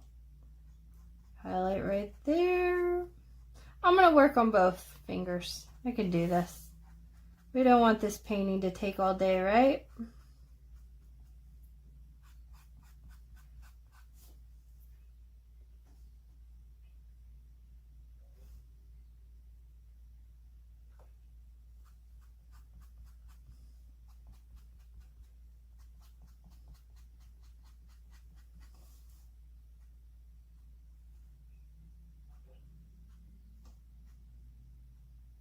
So this is why you're supposed to do the background first.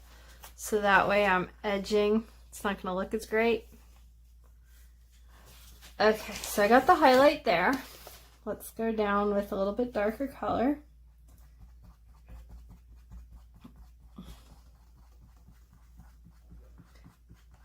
Now with these fingers, I blended a lot with this one. And I really like this and this better. So I'm going to blend, but I'm going to be a little rough with my blending.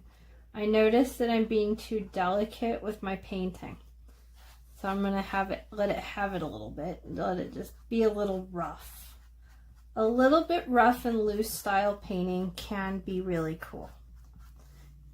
If you do it right. But you know, also is a good thing to practice. I mean, it really, I think for beginner painters, when you paint rough and loose,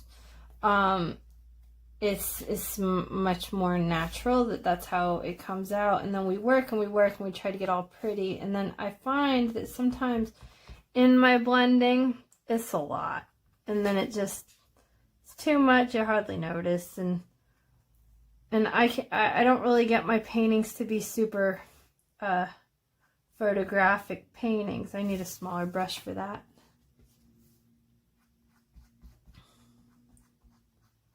So I'm going to make it a little bit loose. But the looser that you paint and the rougher like that you have between the different colors of the brown, the more it's going to you're going to have it's not going to be as realistic and photographic. So there's a balance. Okay, so we use that. I'm going to use a little shadowy dark one here so I can separate the fingers. So the bottom one is going to have a little bit more shadow than the top one.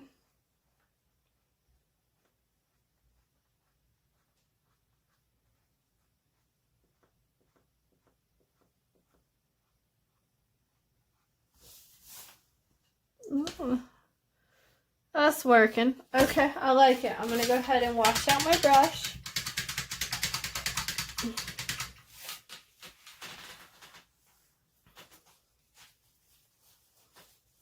I'm going to go ahead and blend.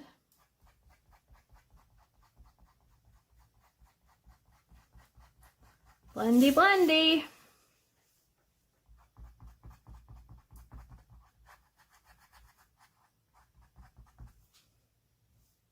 Okay, I'm going to blend this way. I'm going to have to re-go over a little bit because I want the one to look like it's in front of the other. Yes. Looking good for right now. And give some knuckles there. Have a knuckle. Let's see. Where would these knuckles be? I know I would have one here-ish. Have a little tiny one right here. Have another one right here.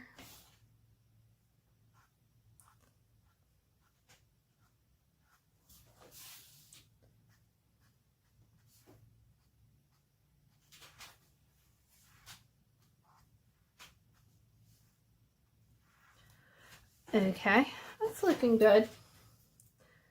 I'm liking how the bottom's looking. I'm gonna go take a moment and I'm going to dry my painting. I recommend that you take a moment and do the same.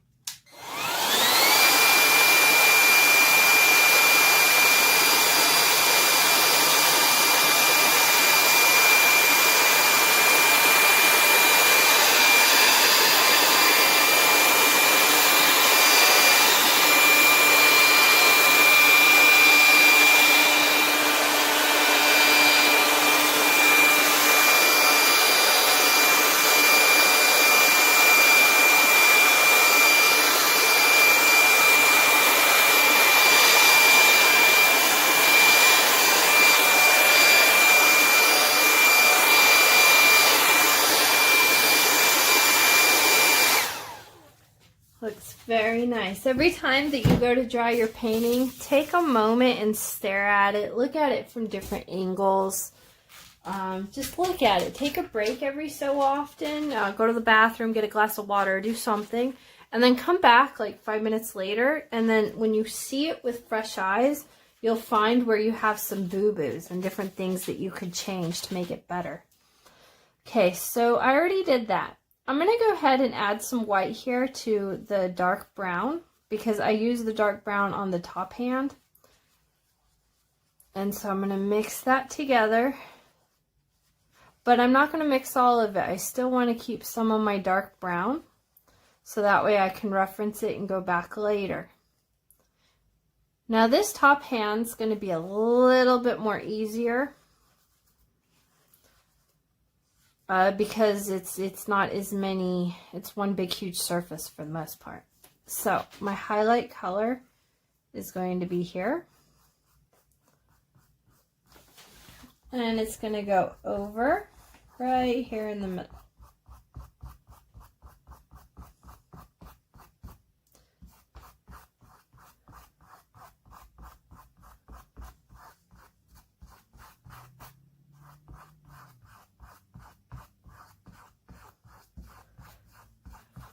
I like that. It's coming. Okay. So I'm going to make a really light color since I kind of wiped off some of the paint that's on my brush here. I'm going to go with a lighter color. I don't want to go that's a little too light. So I think I might go into this light right here. I need to add a little bit more.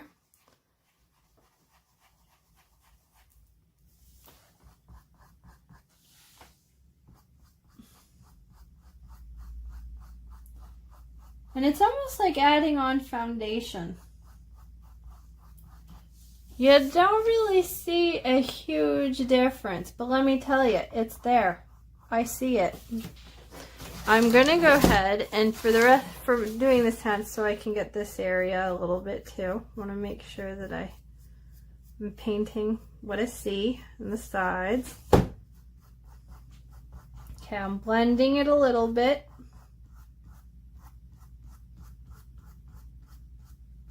Okay, so now I'm going to go ahead, wipe off the paint, and I'm going to go, let's go darker so we can get the sides. So let's go ahead and add this really dark color.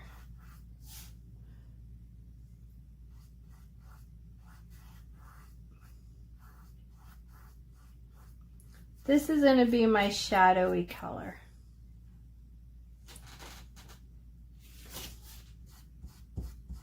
So strong contrast.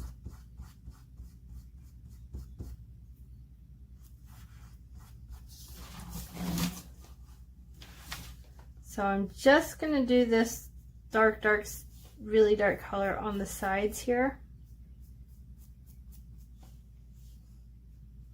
And then the highlight is going to be on the top part of the hand where the shadow is going to be the side.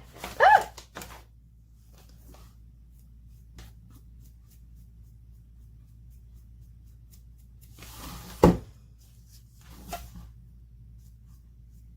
Okay, so that works. Add some more little dark colors. Oftentimes I don't use this really dark color for Caucasian skin, but I really want to have like a contrast here between the two hands, so that's why I'm adding it. Okay, so let's see. Now the thumb is going to have to come here. I'm going to need to redo this line. There we go. So that's going to get a highlight. I'm redoing that line.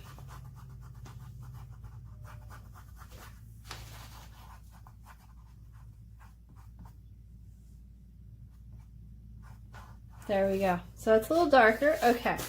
Now let's see what happens if we add some white in with this really dark color. Let's see what we get.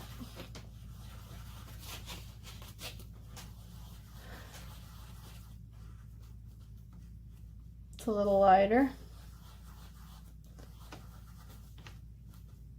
Okay, I'm going to take just a little bit and go here with it.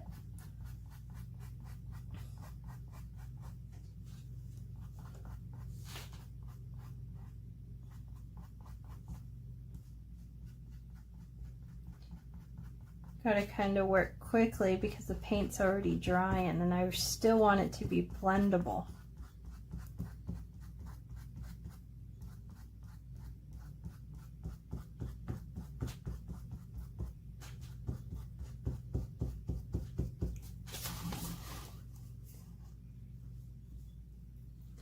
Make sure I get the edge here. I like to paint the edges as I'm painting.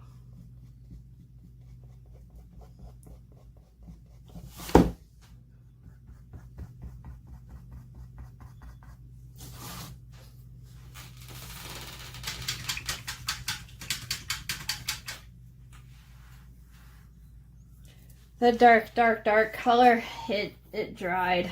I'm gonna go ahead and add some of this and try to blend. Well, caked it on there a little too much. It's okay. Blendy, blendy, blend. Blendy, blendy, blend.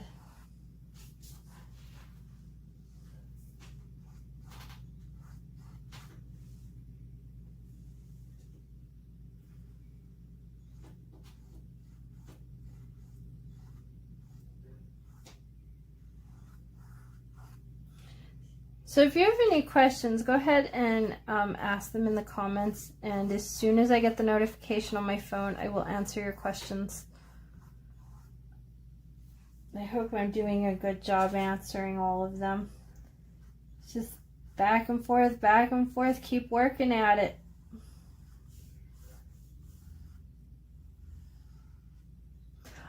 If you, oh geez, I went into the blue too much.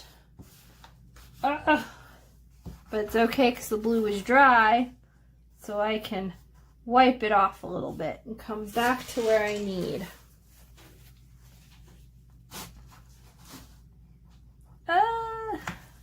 But I didn't let this paint dry overnight, so I could theoretically still wipe off some of the green. I don't want to do that. Gotta be very careful, very light. Okay, there we go. I'm gonna wash the brush every so often. It's a good idea to wash the brush. It's coming. Let's see about adding some really light tone up here in the top part. Right here. Oh, looks good. Some really light tone. Doesn't it look like adding makeup and foundation?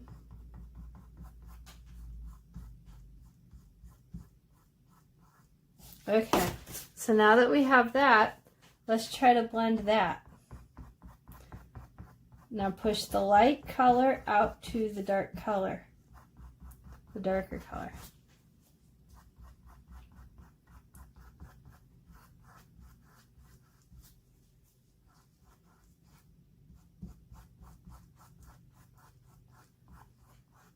Kind of trying to get a little bit of the brush strokes to go away, just a little bit. It's a little caked on here. It's a little bit too thick.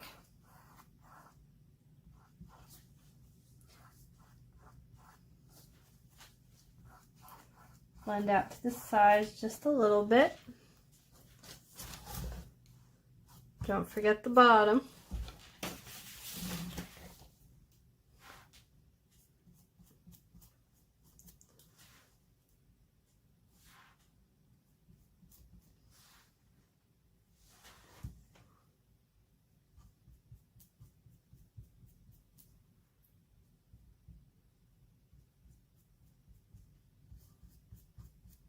Make sure that I'm making sure that I'm making my blend come around the canvas so that it makes sense as to what's on top of the canvas. Yeah, it works. I'm liking it. I'm going to go ahead while I'm in this vicinity and lighten this up. I'm going to readjust that line. I'm not really happy where that line ended up, so I'm going to go over here and readjust.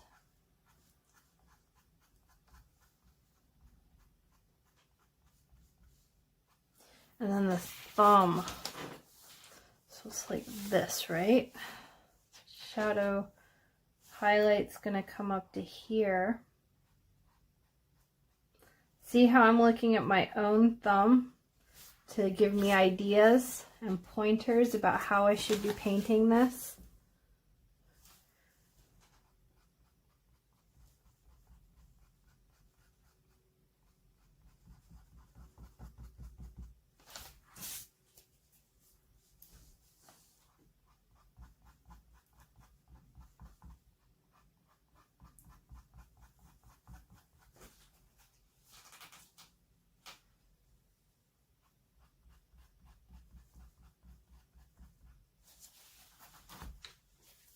Oh no, I've got some brown over here and I don't want this brown on the corner of my canvas.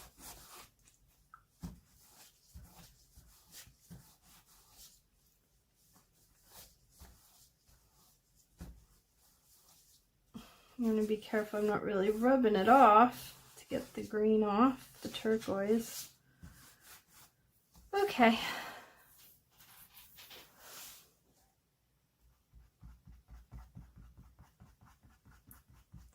I'm going to leave that for a second. I'll come back to it with fresh eyes in a little bit. Let's work on these other fingers. Let's do this area. So I'm going to need to make some more of this really light color here.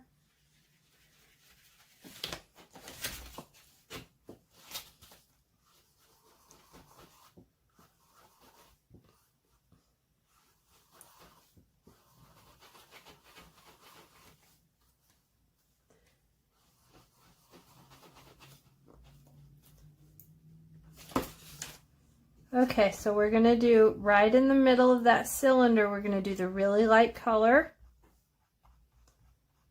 We're going to come around a little bit because the light is bouncing off this little fleshy area.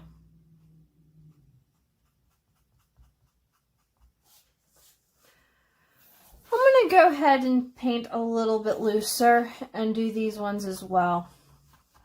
I'm going to try to speed up this painting. I'm already pretty far into this guy, and yeah, I don't like to be all day painting the same thing. Then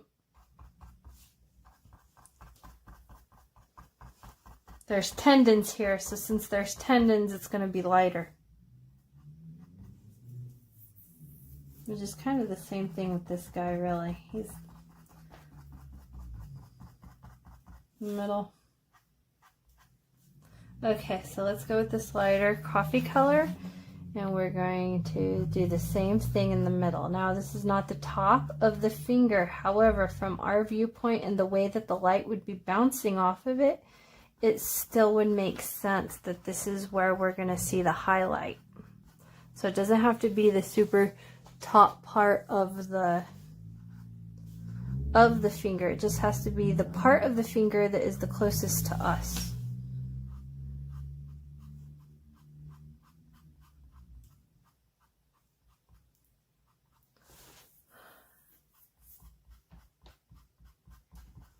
The tendon would be here.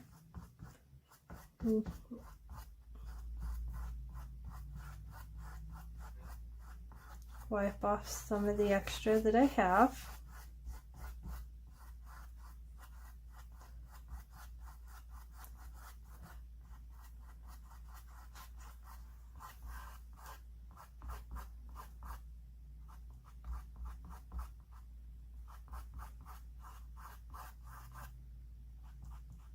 Okay, that's good, I like it. Wash my brush and go back again with, let's see, let's go with a little bit darker. Let's go with this color. Oh, that's too much, I caked it on. It's okay, I'll just kind of go fast here. Being very loose. Trying to just let it happen.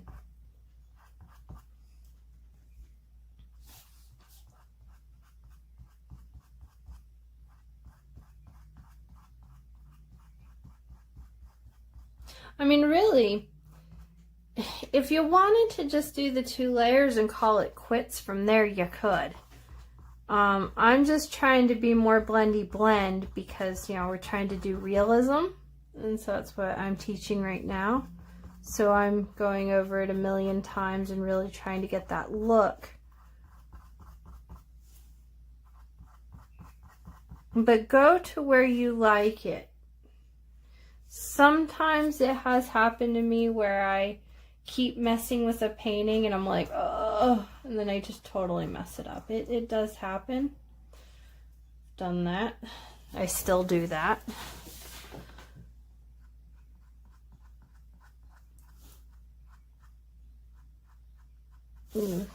Went over to that a little too much. Now when you paint loose, if you have a bunch of that pigment on your palette, then you can keep coming back and referencing that color. Since I'm going around and doing a large area, if I want to reference that same shade, it's a lot easier. Now you can keep continuing to mix, which I'm sure you've noticed I've been doing.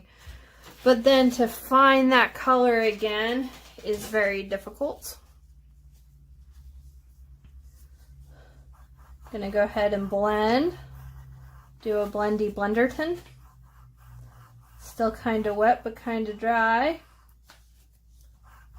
So you gotta work quick when you're with acrylic, especially if you're gonna do a larger space like I just did. Really gotta work it.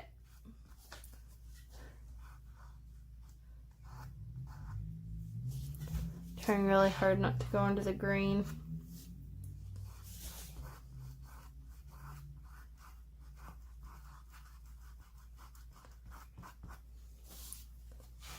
That's happened.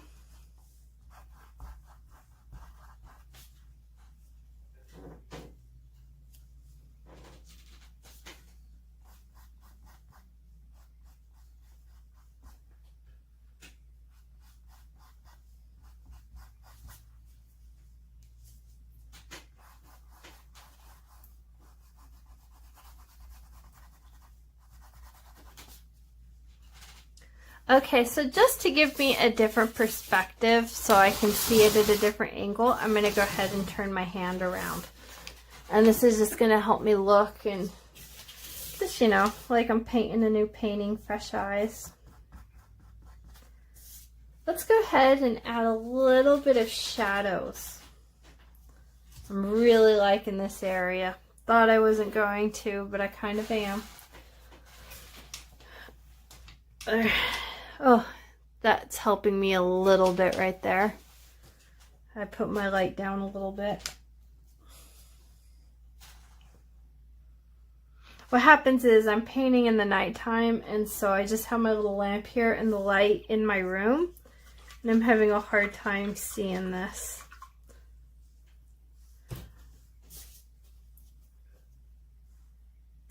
Okay, let's see.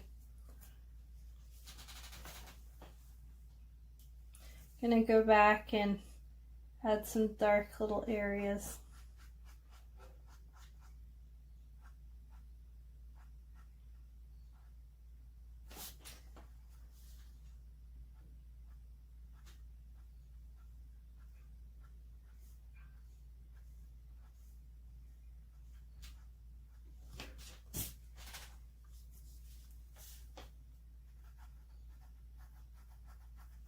Make sure I blend that.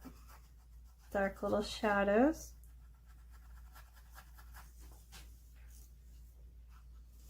Gonna add some more little shadows, add another one right here.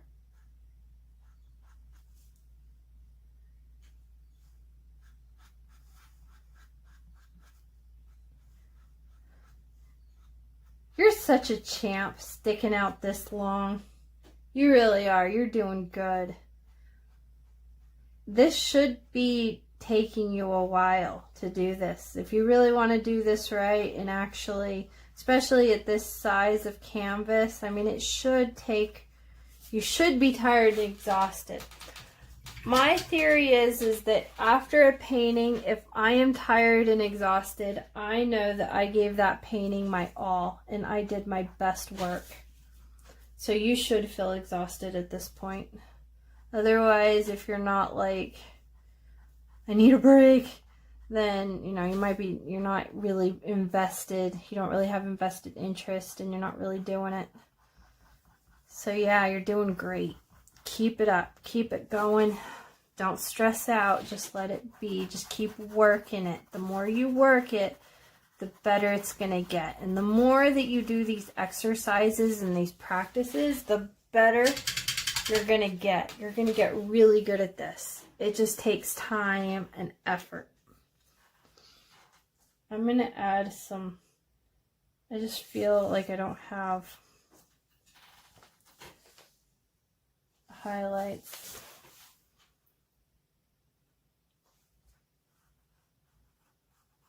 There we go. Do another one right here. Little line just so I can get the indentations of the fingers. Perfect. Let's do one for the hand right here. Gonna outline it a little bit. Now when I outline, I'm making straight little lines with my square brush.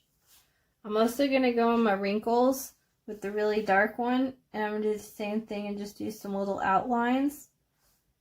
I'm using my flat brush and pushing the brush sideways to make those little lines. Now I'm not going back and forth and blending a whole lot. I'm just letting the lines occur and happen as it happens. Also, I'm using a brush that has a really nice, pretty edge where my, the bristles aren't like all over the place.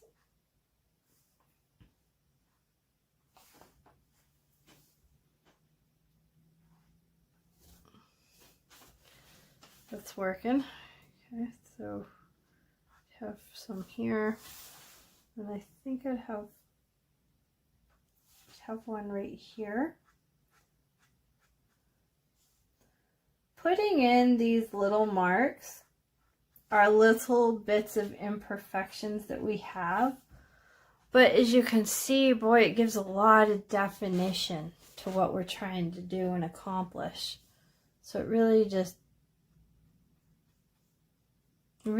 gives us a little bit of a place to look at and be like, oh, okay, there's a wrinkle there. I'm liking it. It's coming. Slowly but surely, it's coming. I'm going to do an edge around this one.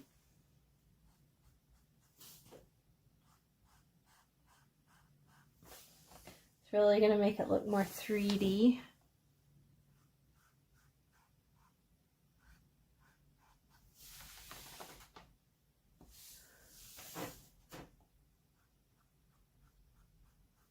Now I'm painting when it's dark outside and I'm not having good light right now. I recommend not doing that. If you can, the best light to use when you're painting is outside. Outside the light works great. Much better. Now there's a lot of little imperfections and a lot of things that I want to fix. But for the sake of the video, I'm going to push forward just a little bit for a moment here, so I can get my eyes off of this skin. Maybe get some red, because we're going to make a little bit of pink for those flesh tones. Now I'm going to keep these as the boy fingers, and I'm going to keep the girl fingers over here. So I'm going to just a little bit of red. I'm going to use my tiny brush. I'm going to go in, and with a little bit of red, I'm going to go over here and make pink. Okay, so now the more red that you add, the darker the pink's going to be. The more white you add, the lighter the shade of pink.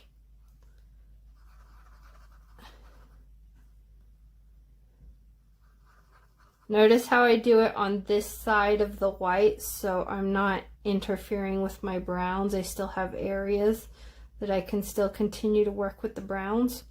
Okay, let's see. Do we really want the man to be here? And then the girl? Yeah, we do. So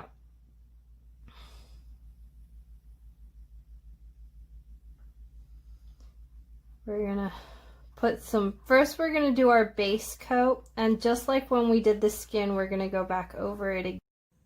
My camera just died. So what happened was, I was hanging out having a good time painting this, and the camera it kaputted. And since I'm not really focused on it and I'm more focused on my painting, I wasn't paying attention. So now it's the next day, and I allowed the painting to completely dry all the way. Didn't work any further than what you saw. Right as I was working on the nail there, it stopped. So there's no new developments. But anyways, I'm going to go here and work on the nails now. So I've got a fresh, clean palette since it's a new day. I put some red and some white. I'm going to go ahead and get a little bit of red and add it to all of my white. And what this is going to do is it's going to make a really, really light color. I want a super, super light color. It was also kind of a good thing because while I was painting, it was nighttime, and I have a bunch of windows in my art studio. And it was just, I was getting a glare because the paint was shiny, and the light bouncing off of the window and stuff that's right here, right next to my table. I wasn't having a good look at the painting I was doing. So it's better that I'm doing this in daylight. So if you can, I recommend daylight is the best. Okay, so now that I have a super light pink, I think I'm going to go and lighten this pink up. I feel like it was a little much.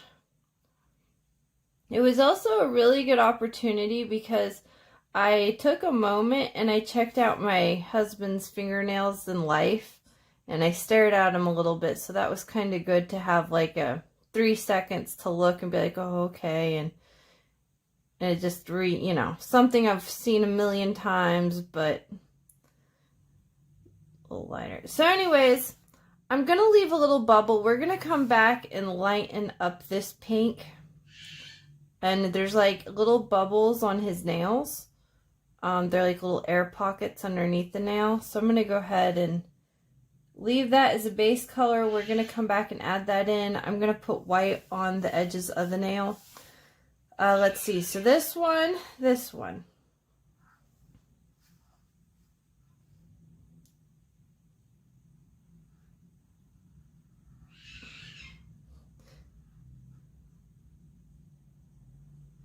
I'm going to try to keep, the nail is a little bit rounded, but not so much right there on that edge. I'm still going to try to stay true to where the line should be and where it should go.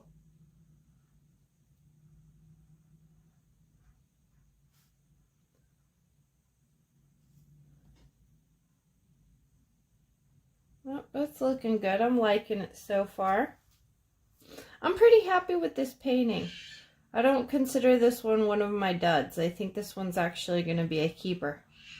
I like it. It's a cool one. I recommend, to be good and to like have a good grasp, I recommend doing this type of idea painting of just hands like maybe 10 times. In getting the hands in different lighting, different positions and stuff. And then once you've done this painting maybe 10 times of hands, then you're going to be a pro and you'll be able to do it in your sleep and it'll be great. This is more of a study. It's also, the painting is telling a story, but this is so much, it's more of a study than anything. And especially if you've done this a couple of times, you can see how you're progressing with your hands. Sometimes if you do have a dud, like what I do is some of them I save them, like I'll take photos of them or something and I'll have the record or I'll keep them. And then later, like 10 years later, I look at them and I can see like how I've progressed and how I've gotten better in my art. So even if, if they're not coming out that great right now and you're like, oh, this is horrible, they're just awful, I'm going to go ahead and fill this in because I filled the other ones in. Then I'll come back with some white.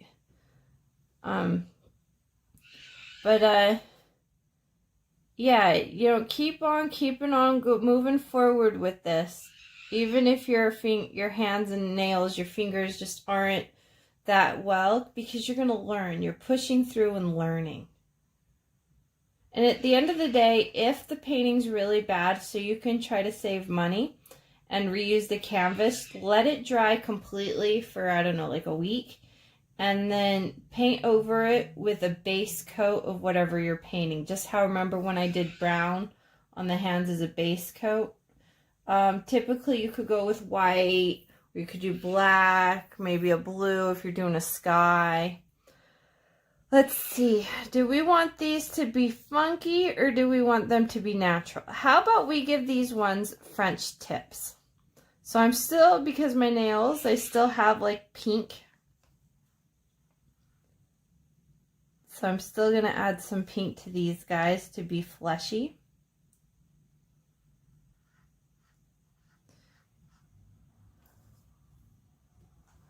And you could do whatever color, whatever style you want. Look at your own nails. Check out your own nails and how they appear and just try to put that on the canvas.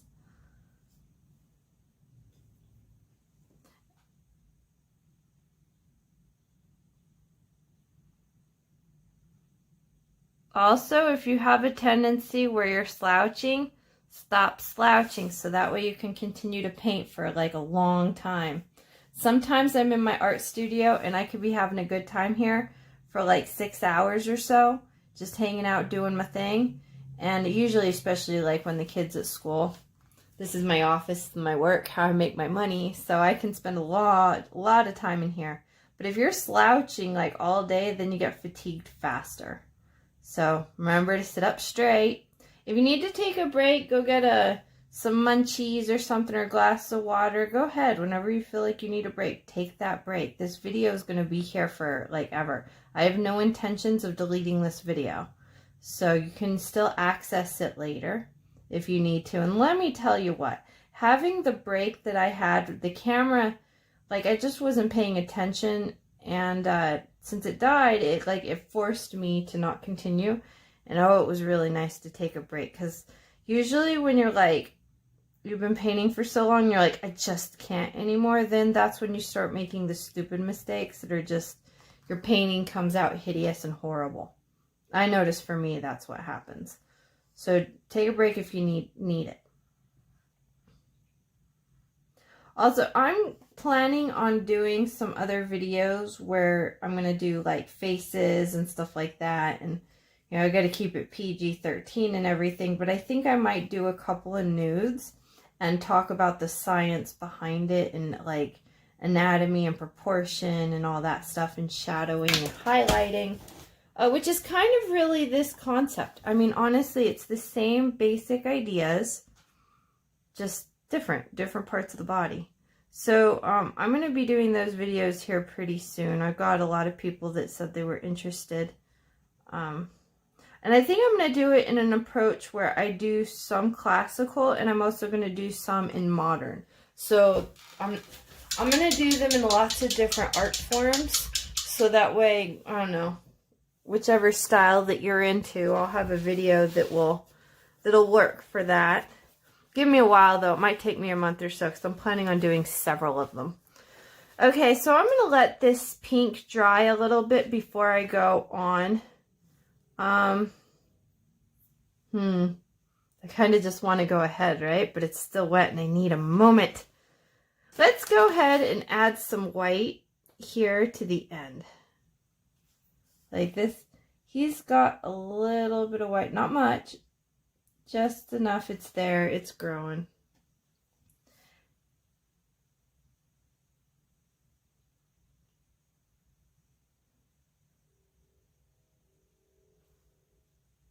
That's good, enough to be natural. I need to fix that with the skin.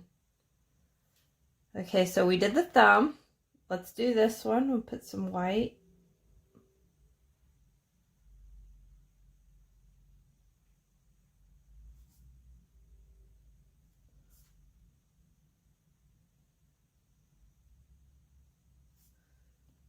It's looking pretty good. I like that.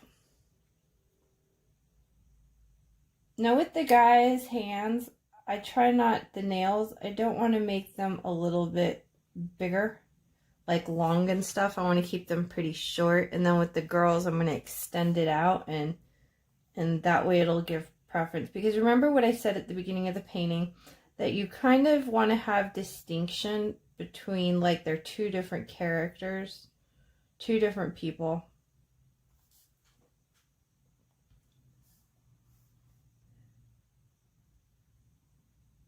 And also keeping the guy's nails rounded, because when they're short, oftentimes people cut them rounded like.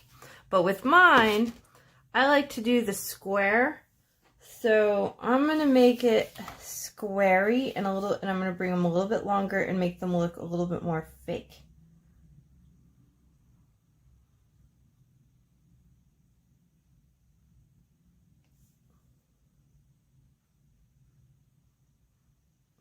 Nope, that's looking great. But you gotta keep on with the curve. So like I'm squaring the nail, but I'm still kind of trying to keep true to that edge, that we wouldn't see it. It's not all wrapped around because the finger is sideways. See where I'm going? So the edge of the finger. I'm gonna go ahead and kind of cake on that white there a little bit.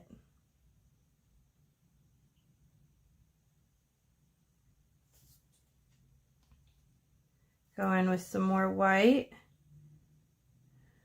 Try to edge that out.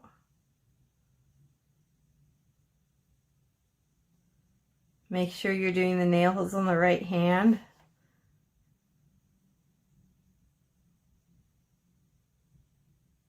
It's looking good. I like it.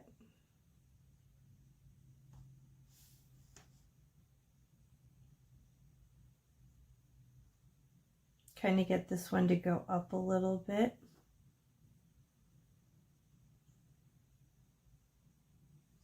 There we go. It's almost like if I was doing some French nails. Okay, now this one, because the nail is like all the way sideways, still want to kind of make the nail long. And I want to keep this line so it's kind of still a line. And then we're going to go around. It's going to be kind of pointy here.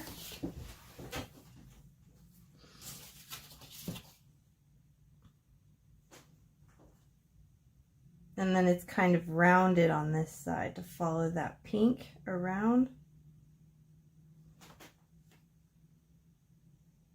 Because the top of the nail is kind of rounded. Some people have them a little bit roundeder. And you know what would be cool too? If you get really good at drawing hands, sometimes it's awesome to also think a little bit and do like hands that have arthritis or might have been deformed in some way. It's fun to challenge your knowledge and to grow as an artist. When I was in school, we had, I'm going to add some more white to see if I can get a lighter pink. When I was in school, we had a lady that had broken her leg.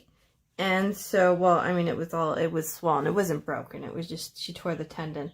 So she came in and modeled when I was at the university, and it was really cool to have the experience of like checking out and doing that. You know, it tells the story more.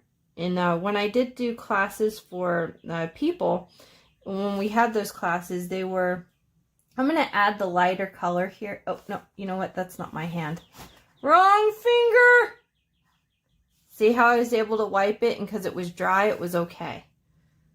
So with this lighter pink that I've created, I'm going to go ahead and on this hand make that little bubble that occurs naturally at the top here. So when I was in that class, we had young, old, all different body types that would come and model in the class. And I really liked that, the perspective of painting different, and like it challenged me, you know, like it challenged me to see in different ways, and it really, I feel like going through that process now, I feel like I've had a bigger diversity of like that I've paid attention, that I've thought about, and I just feel like I'm a better artist now because I've had that opportunity to practice like that. See if not that noticeable, but it's these little things that just bring the nails to life.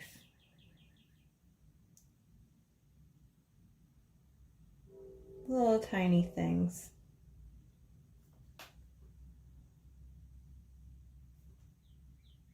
Okay, so I'm almost done here.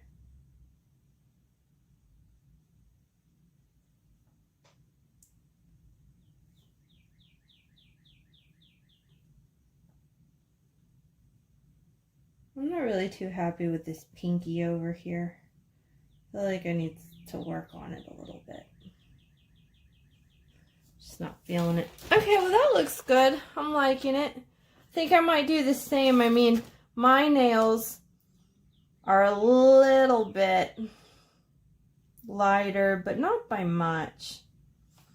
I'm just going to go ahead and do my nails over here, the whole thing a little bit lighter in the pink. I don't really have those bubbles. I do have kind of a redder edge when it comes to, I have like a little darker edge when it comes to the edge between the white and the pink. So I think I'm going to keep that. That way I see how slowly I'm building it up, and there is becoming a little bit of a difference between the different nails.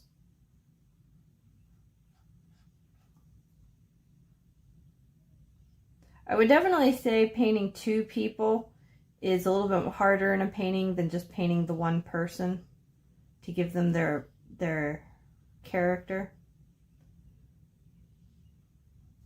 I like that. Yep. But I don't want this pink to be white because I still want to have that whiteness happening at the tip of the nail.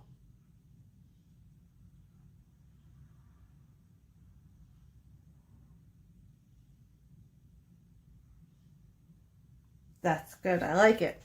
Now with mine, I have a darker area, so I'm going to go ahead and, okay, so because I like this color, just double checking since I'm going to be mixing the palette a little bit. Probably not going to visit this color again. Make sure everything is how I want it. Yeah, it's looking good. I like it. So now I'm going to go ahead and try to mix a darker. Over here, I'm going to go ahead and mix like a darker pink. I don't need a whole lot of it. Just a little tiny bit that's a lot darker. And I'm going to go ahead with my brush. I'm going to put a nice little pretty point. And then I'm going to go along the edge here and give myself that little dark line that naturally is kind of occurring for me.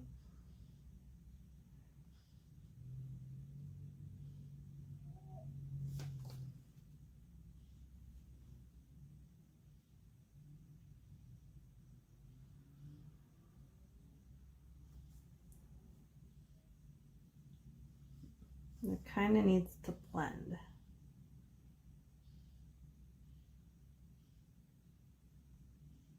There we go. With this darker color, I'm going to go ahead and I lightened these nails. I think I'm going to darken these a little bit. So I'm going to give a little bit more pink here. Make them kind of rough.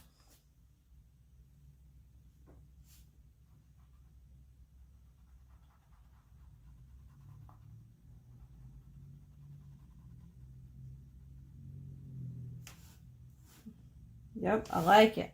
Very rough. Very loose painting.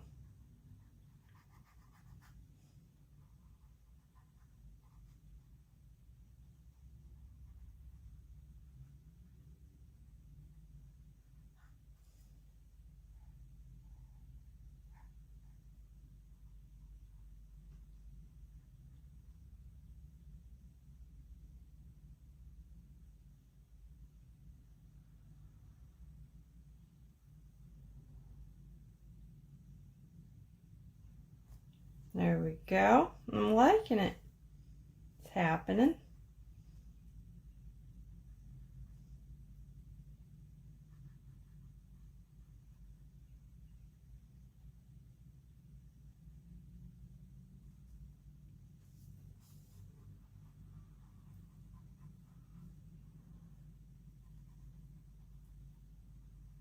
I'm trying to keep that bubble still being there. I like it. There we go. Just good. I'm going to go ahead and blend this a little bit. That little line. Try to blend it back in with the nail. A little fade going on. That way it doesn't look like nail polish.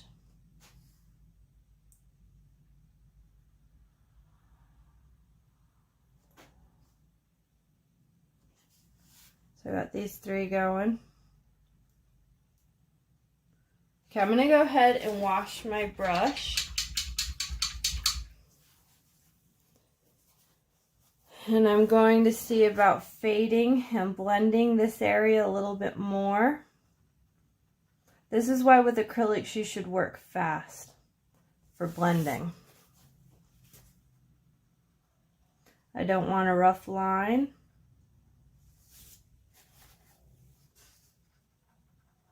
Nope, that looks good. Okay. I'm going to come back and redo the white. These probably bring out the nail a little bit more. Let's work on the skin and the knuckles. So what I'm going to do is I'm going to add, let's add some really light brown to the palette. And I'm going to add some white. And they're going to mix together. So you can have a really light. So what I'm going to do is take a little bit of my brown and add it to a whole bunch of my white. Now, the more white you add, the lighter the color is going to be. The more brown you add, the more that this color is going to be darker, closer to the hue of the brown that we're using. This is going to be super light. This light is a much lighter than the highlight I had before. And so it's going to lighten up the skin because, I mean, I am Caucasian and I'm trying to paint my own hands here. So it's kind of like a self-portrait. So I'm going to go ahead and use this highlight to do the knuckles. So we can stare at our own knuckles here. See what's going on. So where the knuckle is usually there's like a highlight where the knuckle is. It'd also be one meow-ish. And then there would be shadows all around it.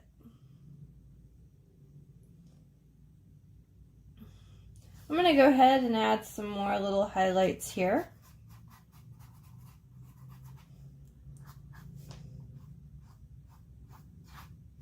Okay, kind of wipes the paint off of my brush a little bit. I'm going to go ahead with my square rectangular one since it has no paint on it.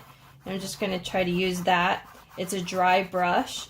I'm going to use that to kind of blend in this light color here and make it really blendy. So I'm going to think of my dry brush as though if it was a sponge that I was applying makeup with. I don't want any rough lines.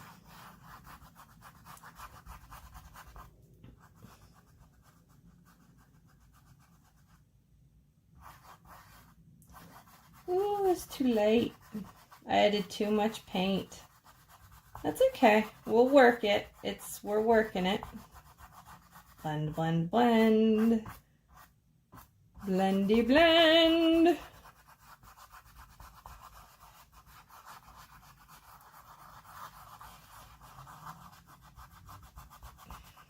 Okay, so now I'm going to keep that. I'm going to add a little bit of white over here on the palette that's going to be next to the brown so I can mix. I want to mix another shade, but I don't want it to be like super highlighty. That is like what this shade was. I want it to be a little bit darker. So I'm going to go ahead and use a little bit more of the brown and less white. And mix that together, and as you notice, it's going to be a little bit darker than that other highlight that I made. See that tone? It's a little bit darker, but it's not quite as dark. Okay, I like it. Yep. So I'm going to go ahead and apply that to the edge. Right here, a lot of the edges. I'm going to do the edge of the knuckles with that color.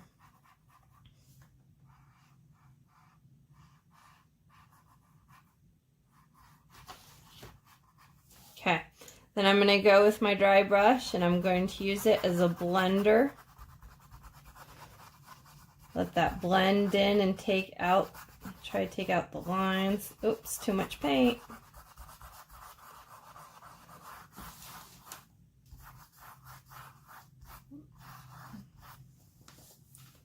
Blend, blend, blend, blend.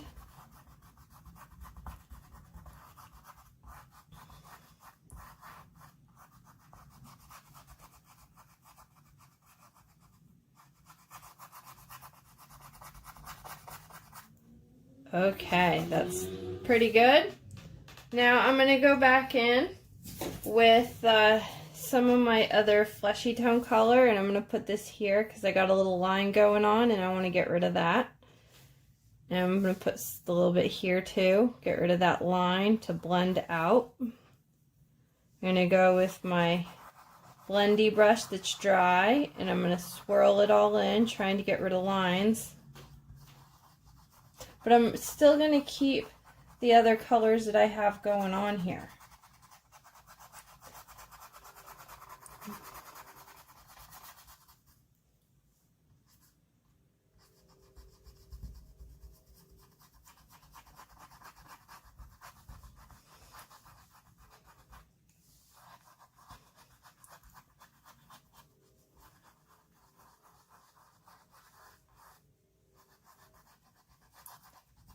I like it, it's working.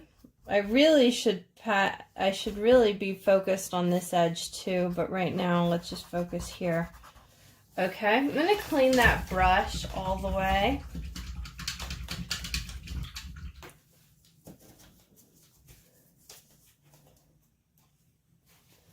See if I can get this line to, I dried it well.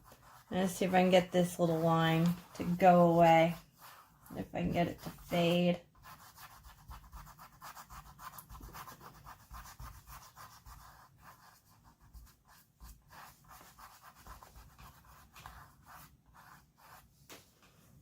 There we go. I'm liking it. It's coming.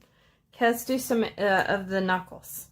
So let's go with a darker color here on the side of the knuckles.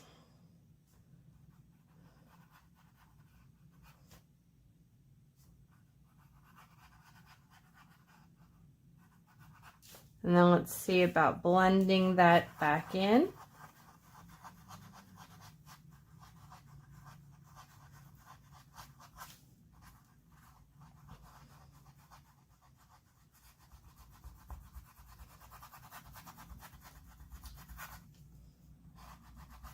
Kind of gotta, I wasn't paying attention there, but I kind of gotta be true to the angle that the fingers are bent. Kind of gotta keep that in mind. And then also when it comes to angle, you got little darky areas, right, that are kind of happening. So if we pull up some of this dry paint up here,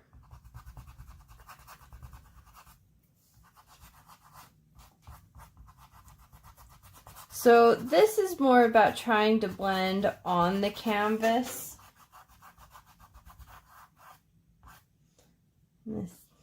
Need more on this area here.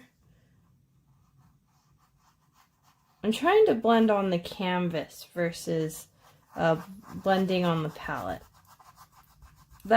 I feel that my paintings come out better that way when I do it.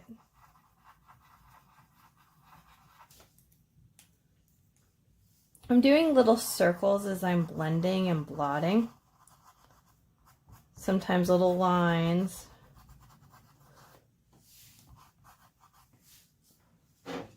It's working. It's coming. It's really dark right here. I think I should have lit that up a little bit. Anyways, it's coming. Let's see, what can we do? Let's work on this guy over here a little bit.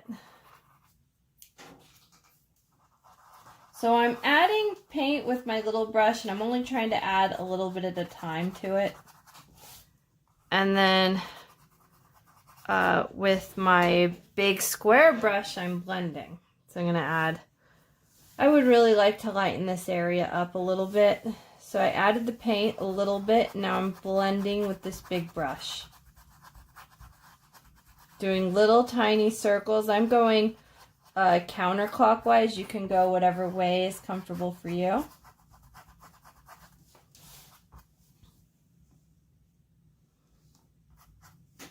It's working. Yeah, I like it. It's coming slowly but surely. It's happening. I'm going to go ahead and work a little bit down here.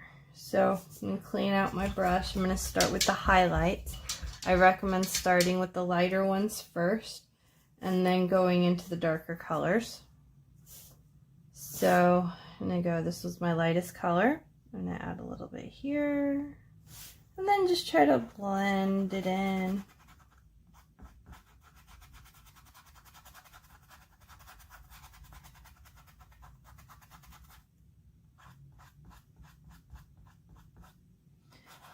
The biggest thing about doing the fingers is blend it so much so that we're not seeing lines. I want to see a fade between all the shades of brown that we're using. Now we can add to have a little pink in the skin. We could do that, but no. For this one, I'm not going to do that. I'm going to go with a little bit darker color and put it here. And then try to blend that in.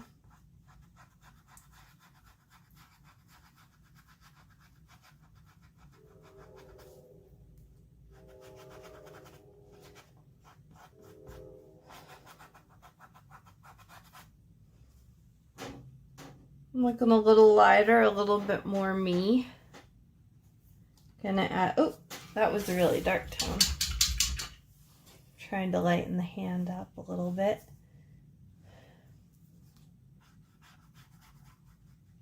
And really, you can just keep playing with this and going over it a million times until finally you got a blend you really like. Just keep thinking about that cylinder concept, about how it goes round and round and round.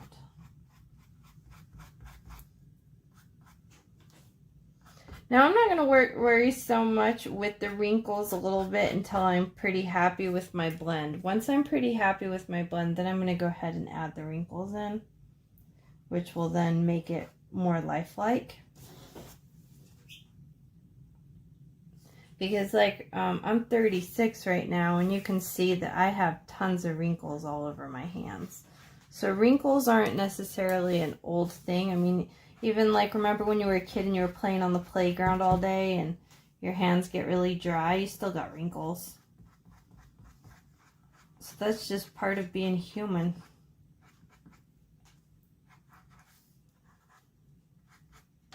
Yeah, that works. I like it. Okay, so now for the wrinkle. I'm going to go in the dark color, and I'm going to put here a wrinkle.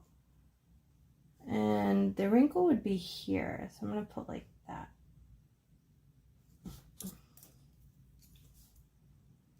Yeah. I had the really dark brown in here that I was using for wrinkles, but I didn't take it out. That's working for now. I'm going to go ahead and lighten this area up a little bit.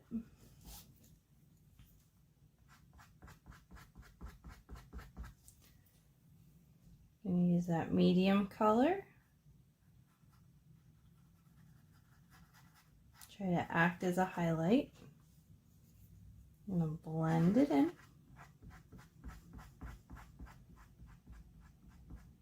Blend, blend, blend, blend, blend. Then I'm going to go with my super highlight and add a little bit in the middle. And then I'm going to try to blend that in too. I like it. It's good. Yep. Let's do the same thing here. Let's go with a little bit of the really bright highlight. It's around here on the side of the finger, and blend that in.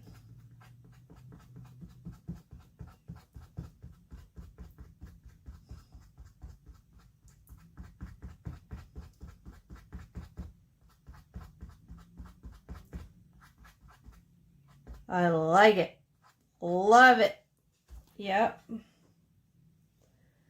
Should probably work on the thumbs. I kind of remember we didn't. Should probably work a little bit here. I'm going to do a little bit of a highlight over here just to kind of give this a little bit roundedness over here.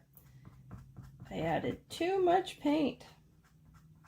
That was too much paint for that little section. So I'm going to have to go back in with my dark color and redo it again.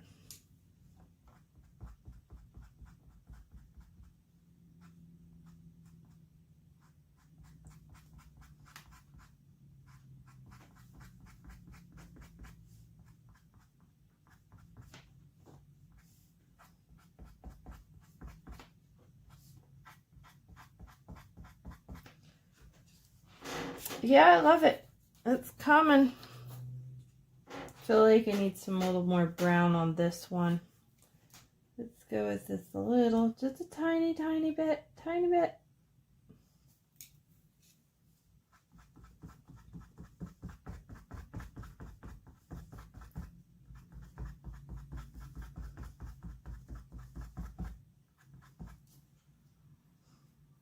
A little bit here, a little bit right there.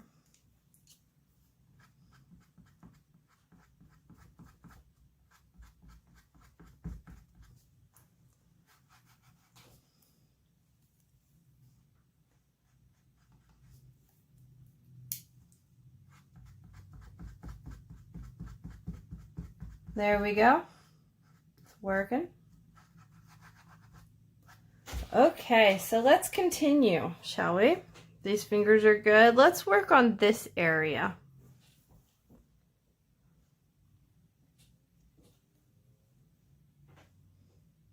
Let's go with the highlight, and then we're going to work down.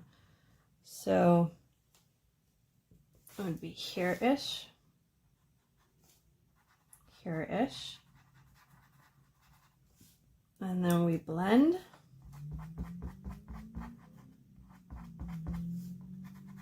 Blend.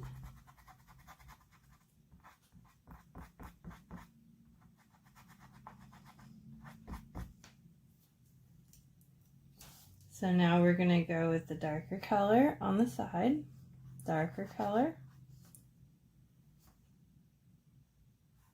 And then we're going to blend the dark color on the side.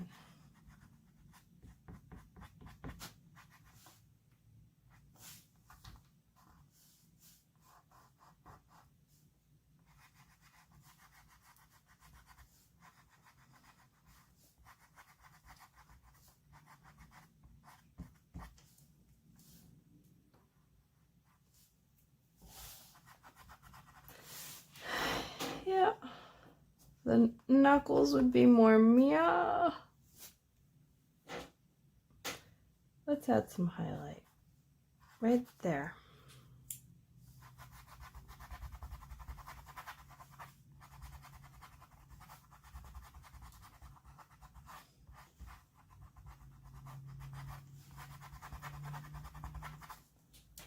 Gonna add some browns, meow-ish.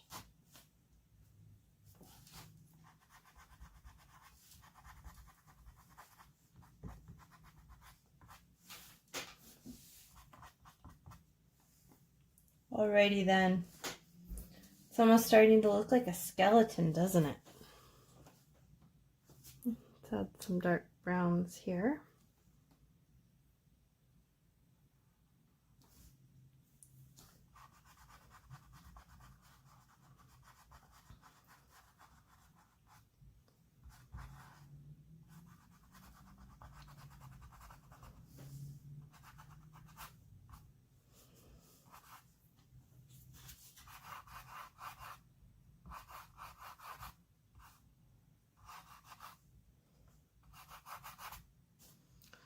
I like it. I feel like we should add some wrinkles for knuckles. Let's work on this thumb just for a quick second. Gonna add some, oops, wipe my brush. I'm gonna add some highlights right here in the top.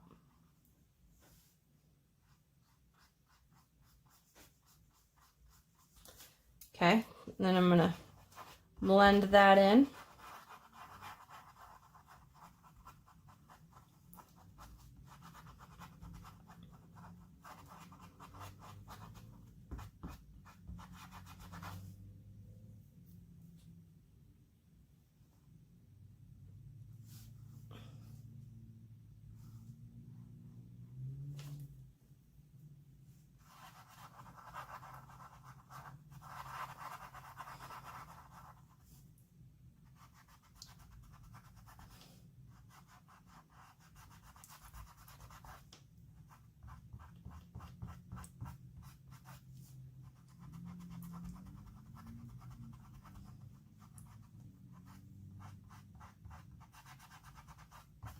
Okay, now that I got the highlight, I'm going to go in with the darker brown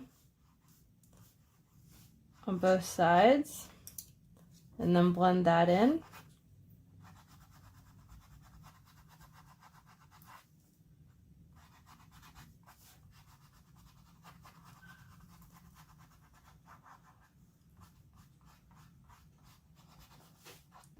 Oh, you know what? I need a highlight there. So I'm going to go with my really light highlight right here.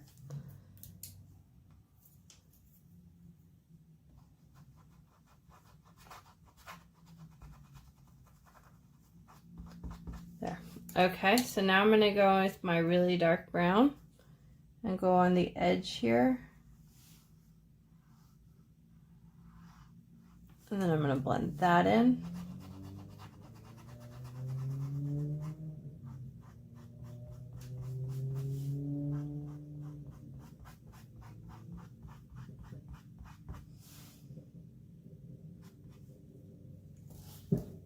I'm liking it. It's looking good. I had some dark here. I'm going to lighten that area. So I'm going to go with my highlight here and lighten up that area. I'm going to be very careful that I don't get the other fingers involved. That it's just this fleshy part of the hand. Yep, I like it. It works. Did want some shadow here, which I think I did. I think I originally already have this shade in here.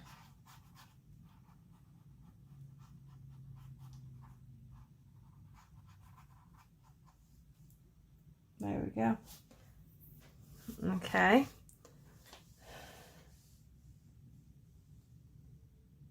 Now I'm going to go ahead and sculpt out the nails just a little bit. I'm having some issues here with a couple of the nails. So I'm going to go ahead with the really dark brown, the brown that I have, and I'm going to go and, yeah, try to edge them out a little bit to make sure that they're, give it a little cuticle. Having a cuticle is a good idea.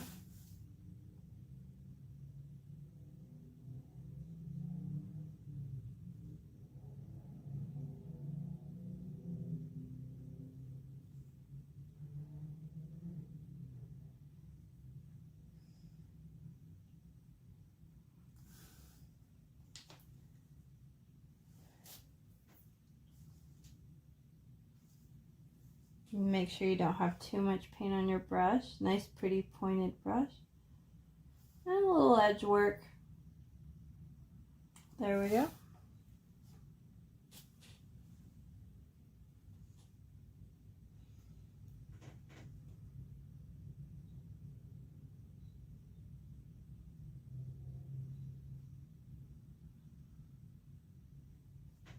There we go, just a little cuticle. I don't know, that one's working for me. Let's see, let's do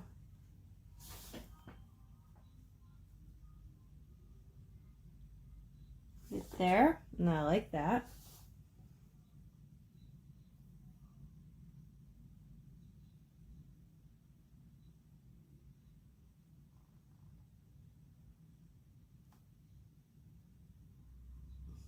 There we go. I probably should do a little cuticle on this one too.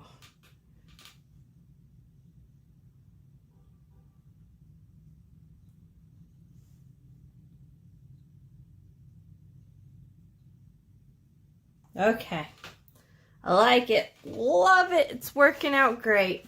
Okay, so now what I'm going to do is I'm going to add a little bit of the dark brown onto my palette, just a tiny bit.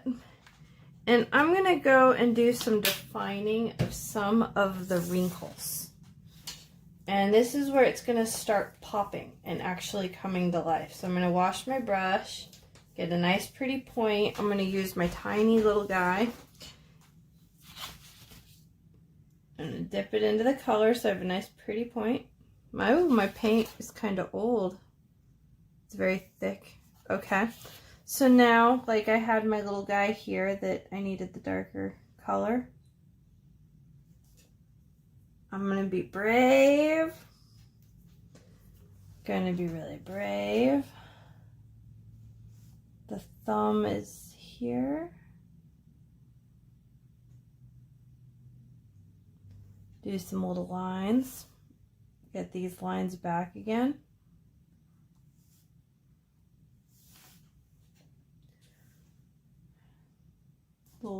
Where I had painted over and blended some of these lines, I'm going to come back and reintroduce my line.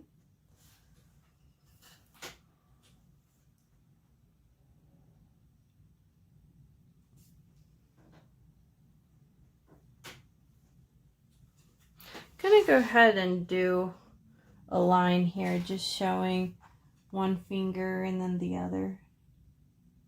Shows it so they could see a difference between the fingers.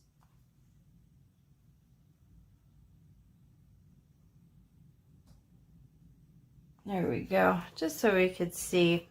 It edges it out a little bit. Makes it pop.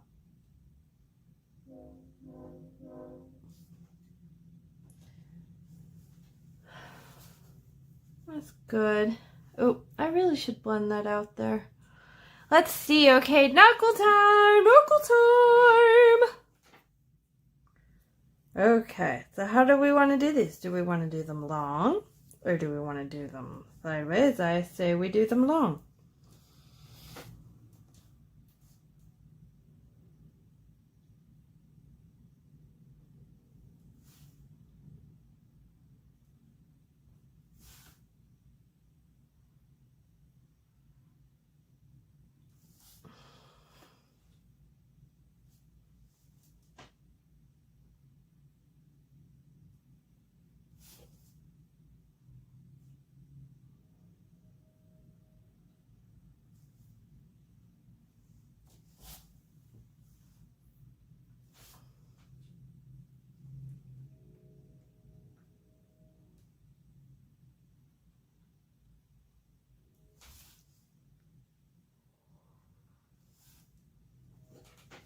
Okay, they're coming. It's happening. Before I forget, I'm going to go over here and blend a little bit because I keep forgetting and I just remembered. So I'm just going to go ahead, well that's all drying. I'm going to go ahead with some medium color.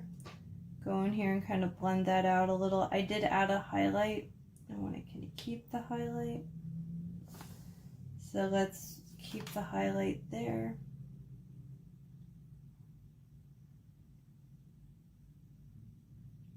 But it's blended.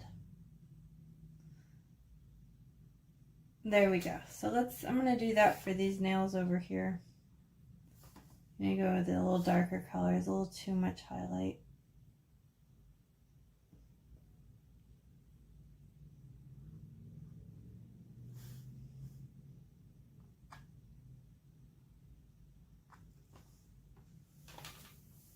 I like it. Okay. Yeah. Okay, so I'm going to step back from my painting for a second here. And from across the room, I'm going to take a little look at it and see what is it that I can fix. It's coming, but I just don't feel like it's done yet. I did the knuckles vertical, but now I'm starting to feel like I'm thinking horizontal is the way to go. So let's fix the knuckles. I'm not happy with them.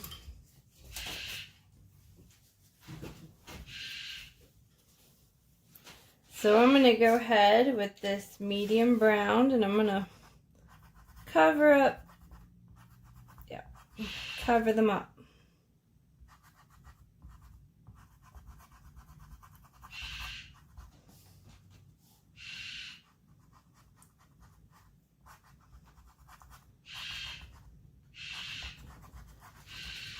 So now I'm just going to work that color in.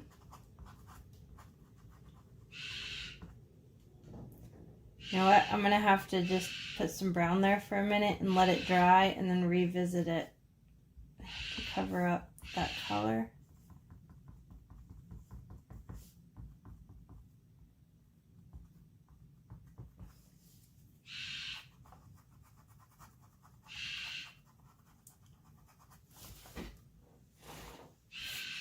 Okay.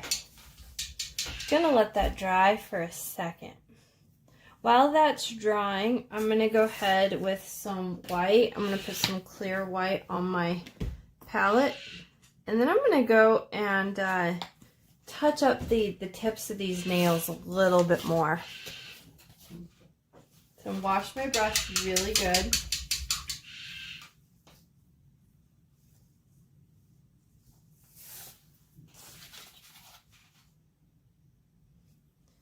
And do another little coat on these nails. Make that more of a square edge right there.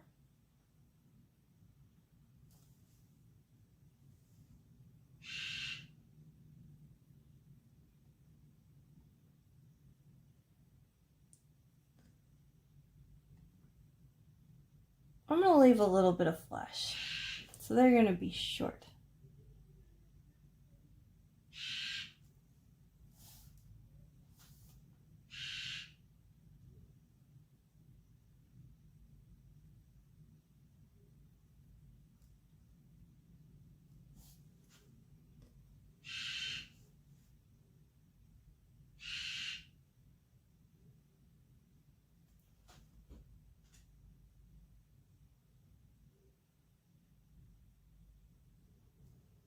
That's good. I like it. Maybe give another little coat on these ones.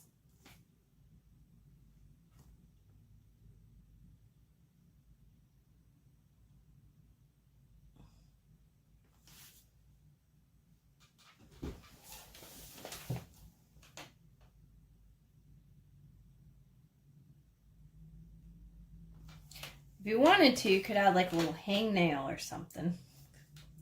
I get them like all the time.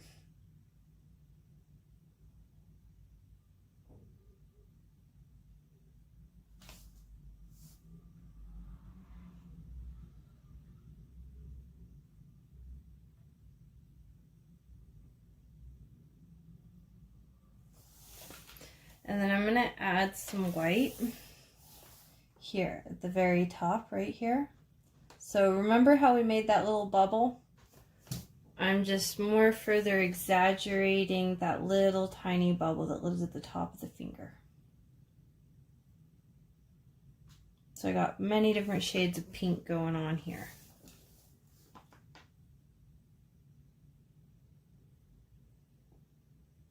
I don't want to cover up all of that really light pink that I put there.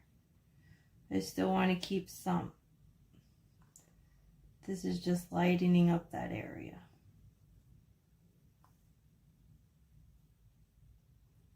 There we go. I like it. Yep, it's working.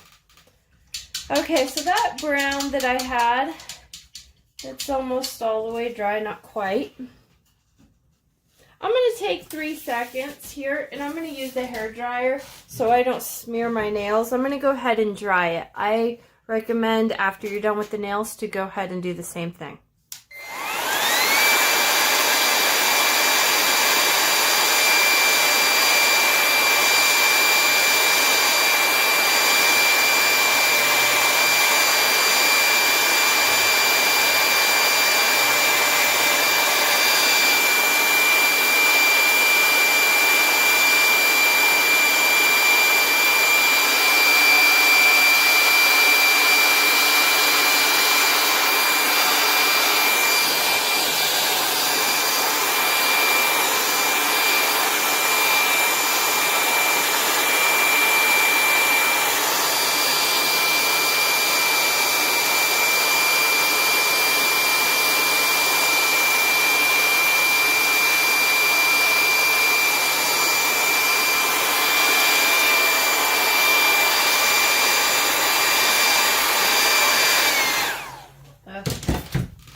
Now that that's done, let's go ahead and work on these knuckles. The knuckles are really going to be there and like they're really going to sell it. So I'm going to go ahead and lighten this area up a little bit more. I think for this one I might just use my small little brush. Lighten it up just a little bit. Just a little bit. There we go. Yep, let's go ahead with the big one. I had it sitting in water, so I'm going to go ahead and wipe out the water in the brush so it's really dry. I'm going to go and blend. Blend, blend, blend, blend. Blendy Blenderton.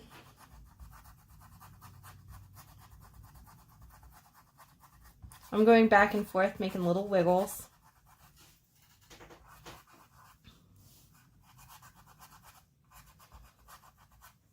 I'm going to go back with my super highlight and go down the middle.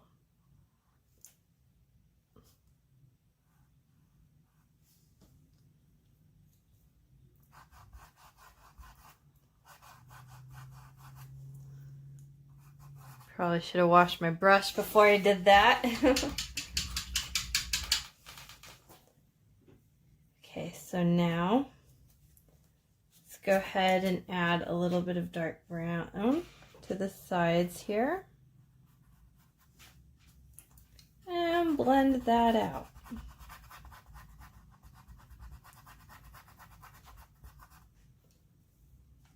And the other side.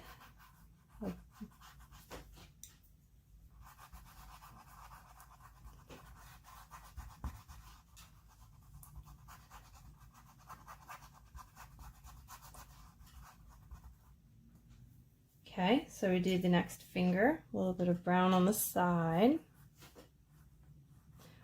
My goal is to get rid of these harsh lines that are starting to kind of happen. Just let it fade. Now I can still see the marks underneath, which is totally okay because the marks underneath are showing the patterns of the lines.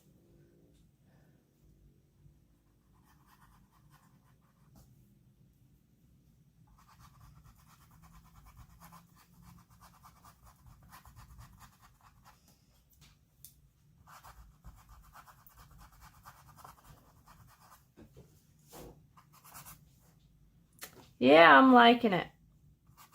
It's coming. I kind of bring that brown up here a little bit. Yep. Okay, so now I'm going to go ahead, clean my brush, a little skinny one, make it a nice pretty point.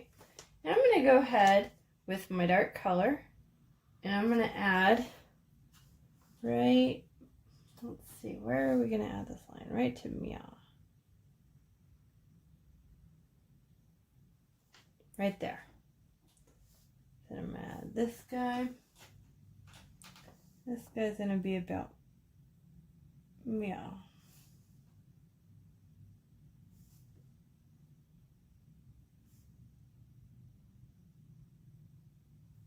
I added an extra little tiny skinny one next to it to make it more kind of crinkly.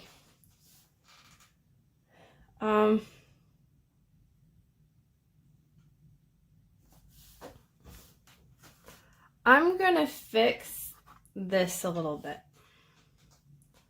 I'm gonna bring it up a little.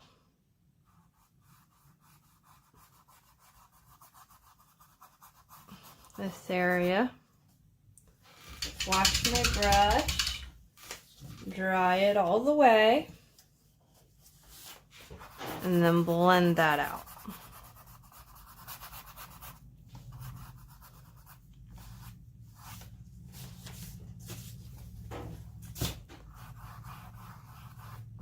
Okay, I'm going to go in with a little bit lighter color on the side here so I can work the blend. A little bit here. Blendy Blenderton. There we go.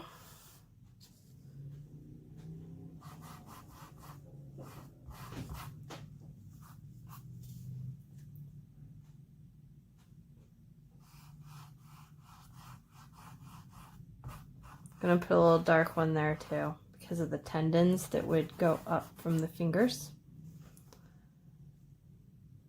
I'm gonna add a little bit of highlight here. Just a little bit. I had some dark colors and I didn't wash out my brush good, so I had a little dark brown there. Ended up being in there with that highlight.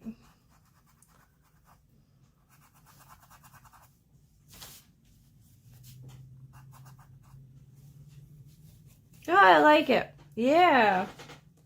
Yep. Yeppery. Okay, so, remember how I didn't overlap? That's kind of becoming a problem now. So I'm going to try to make sure that each finger is individual. So I'm going to go in with some brown. Put on the edge here. And then I think I'm going to do the same here. I feel like there needs to be more Blendy Blenderton right there. Okay, wipe out my brush a little. Go ahead and fade that line out that I made over here. Now, kind of fade it out, but fade it out towards here. I don't want to be fading it out in the other finger. So I'm pulling back in. So we have like a better edge, I guess, which I'm going to go ahead and put some more paint. I ended up, when I did that, I rubbed it off.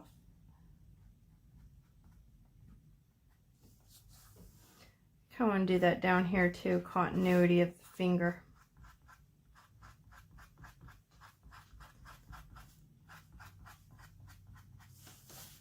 I need a little bit lighter there. I kind of went a little bit with the paint. So just got to go back and forth until finally I got something good with the blend. So I'm going to wipe off the brush, and now that I have the two colors there, now I'm going to try to blend them together, but still trying to keep that edge dark. I'm going to use a tiny brush for this. This big one's having an issue. So I'm going to go back in and add a little bit of brown and blend with this tiny little guy. Just adding a little bit at a time. There. So now we have a crisper finger edge, crisper line. What about right here with this thumb? We haven't worked on this. So let's put some edge here. I'm going to blend with my little skinny guy.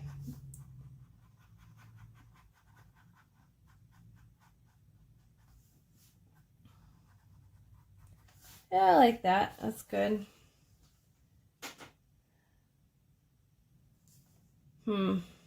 I kind of have a line going on it. I don't want that. But you know what? It's working. I mean, the more I mess with this, I want these fingers to look different than this one. These ones are super, super blended. And then these ones are kind of a little bit rougher. This top hand is a little darker and rougher. So I think that I'm pretty much going to be calling this one. I'm liking it. I'm loving it. Oh, that was a little much. A little too much right there. I was talking and not thinking.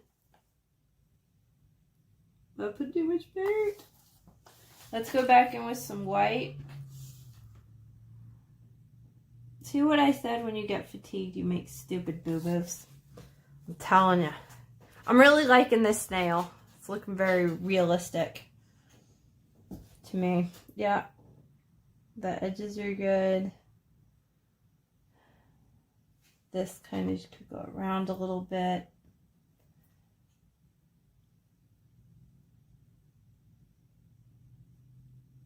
Because they're boy nails. And then maybe I feel like this one's a little too square. Don't want to make the boy, or no, wait, yeah, they're the boy nails. I don't want to make them too girly.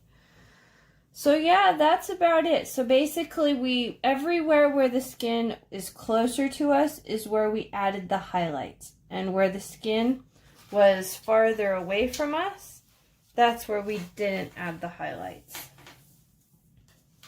Oh, I'm scared. I'm just going to mess it up. I feel like if I keep working on it, I'm going to mess it up. So that's how I know that I am completely all the way done with this painting. Realism is hard. Realism is stressful. But the more you work at it, the better you get. I mean, I wasn't at this level a long time ago. I have worked a lot to get to this level. I've practiced many times. I've painted this idea many, many times to get to this level. So if your hand is looking more like an alien hand, don't stress out. It's okay. Just keep practicing. And yeah, I hope to see you for our next lesson. Please leave me a comment on something else that you would love to paint, so that way I could have like inspiration of what to do next and what to work on. I was thinking maybe we could do these hands again and do them in a modern form. That might be really cool to do it, you know, to different genre. So let me know in the comments. And also, if you're, please, I would love to see what you painted. I would love to see that. So please share the photo. You can find the link in the description on the bottom of this video.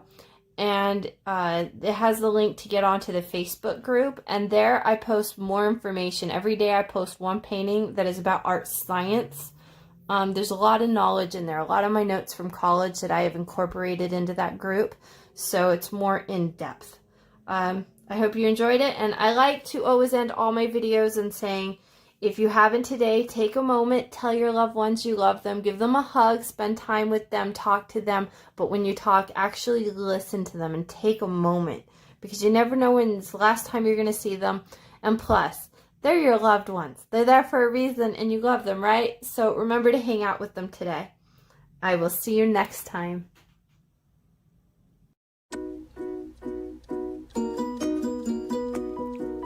Thanks for watching. Push the purple flower to subscribe and you can watch all kinds of awesome videos.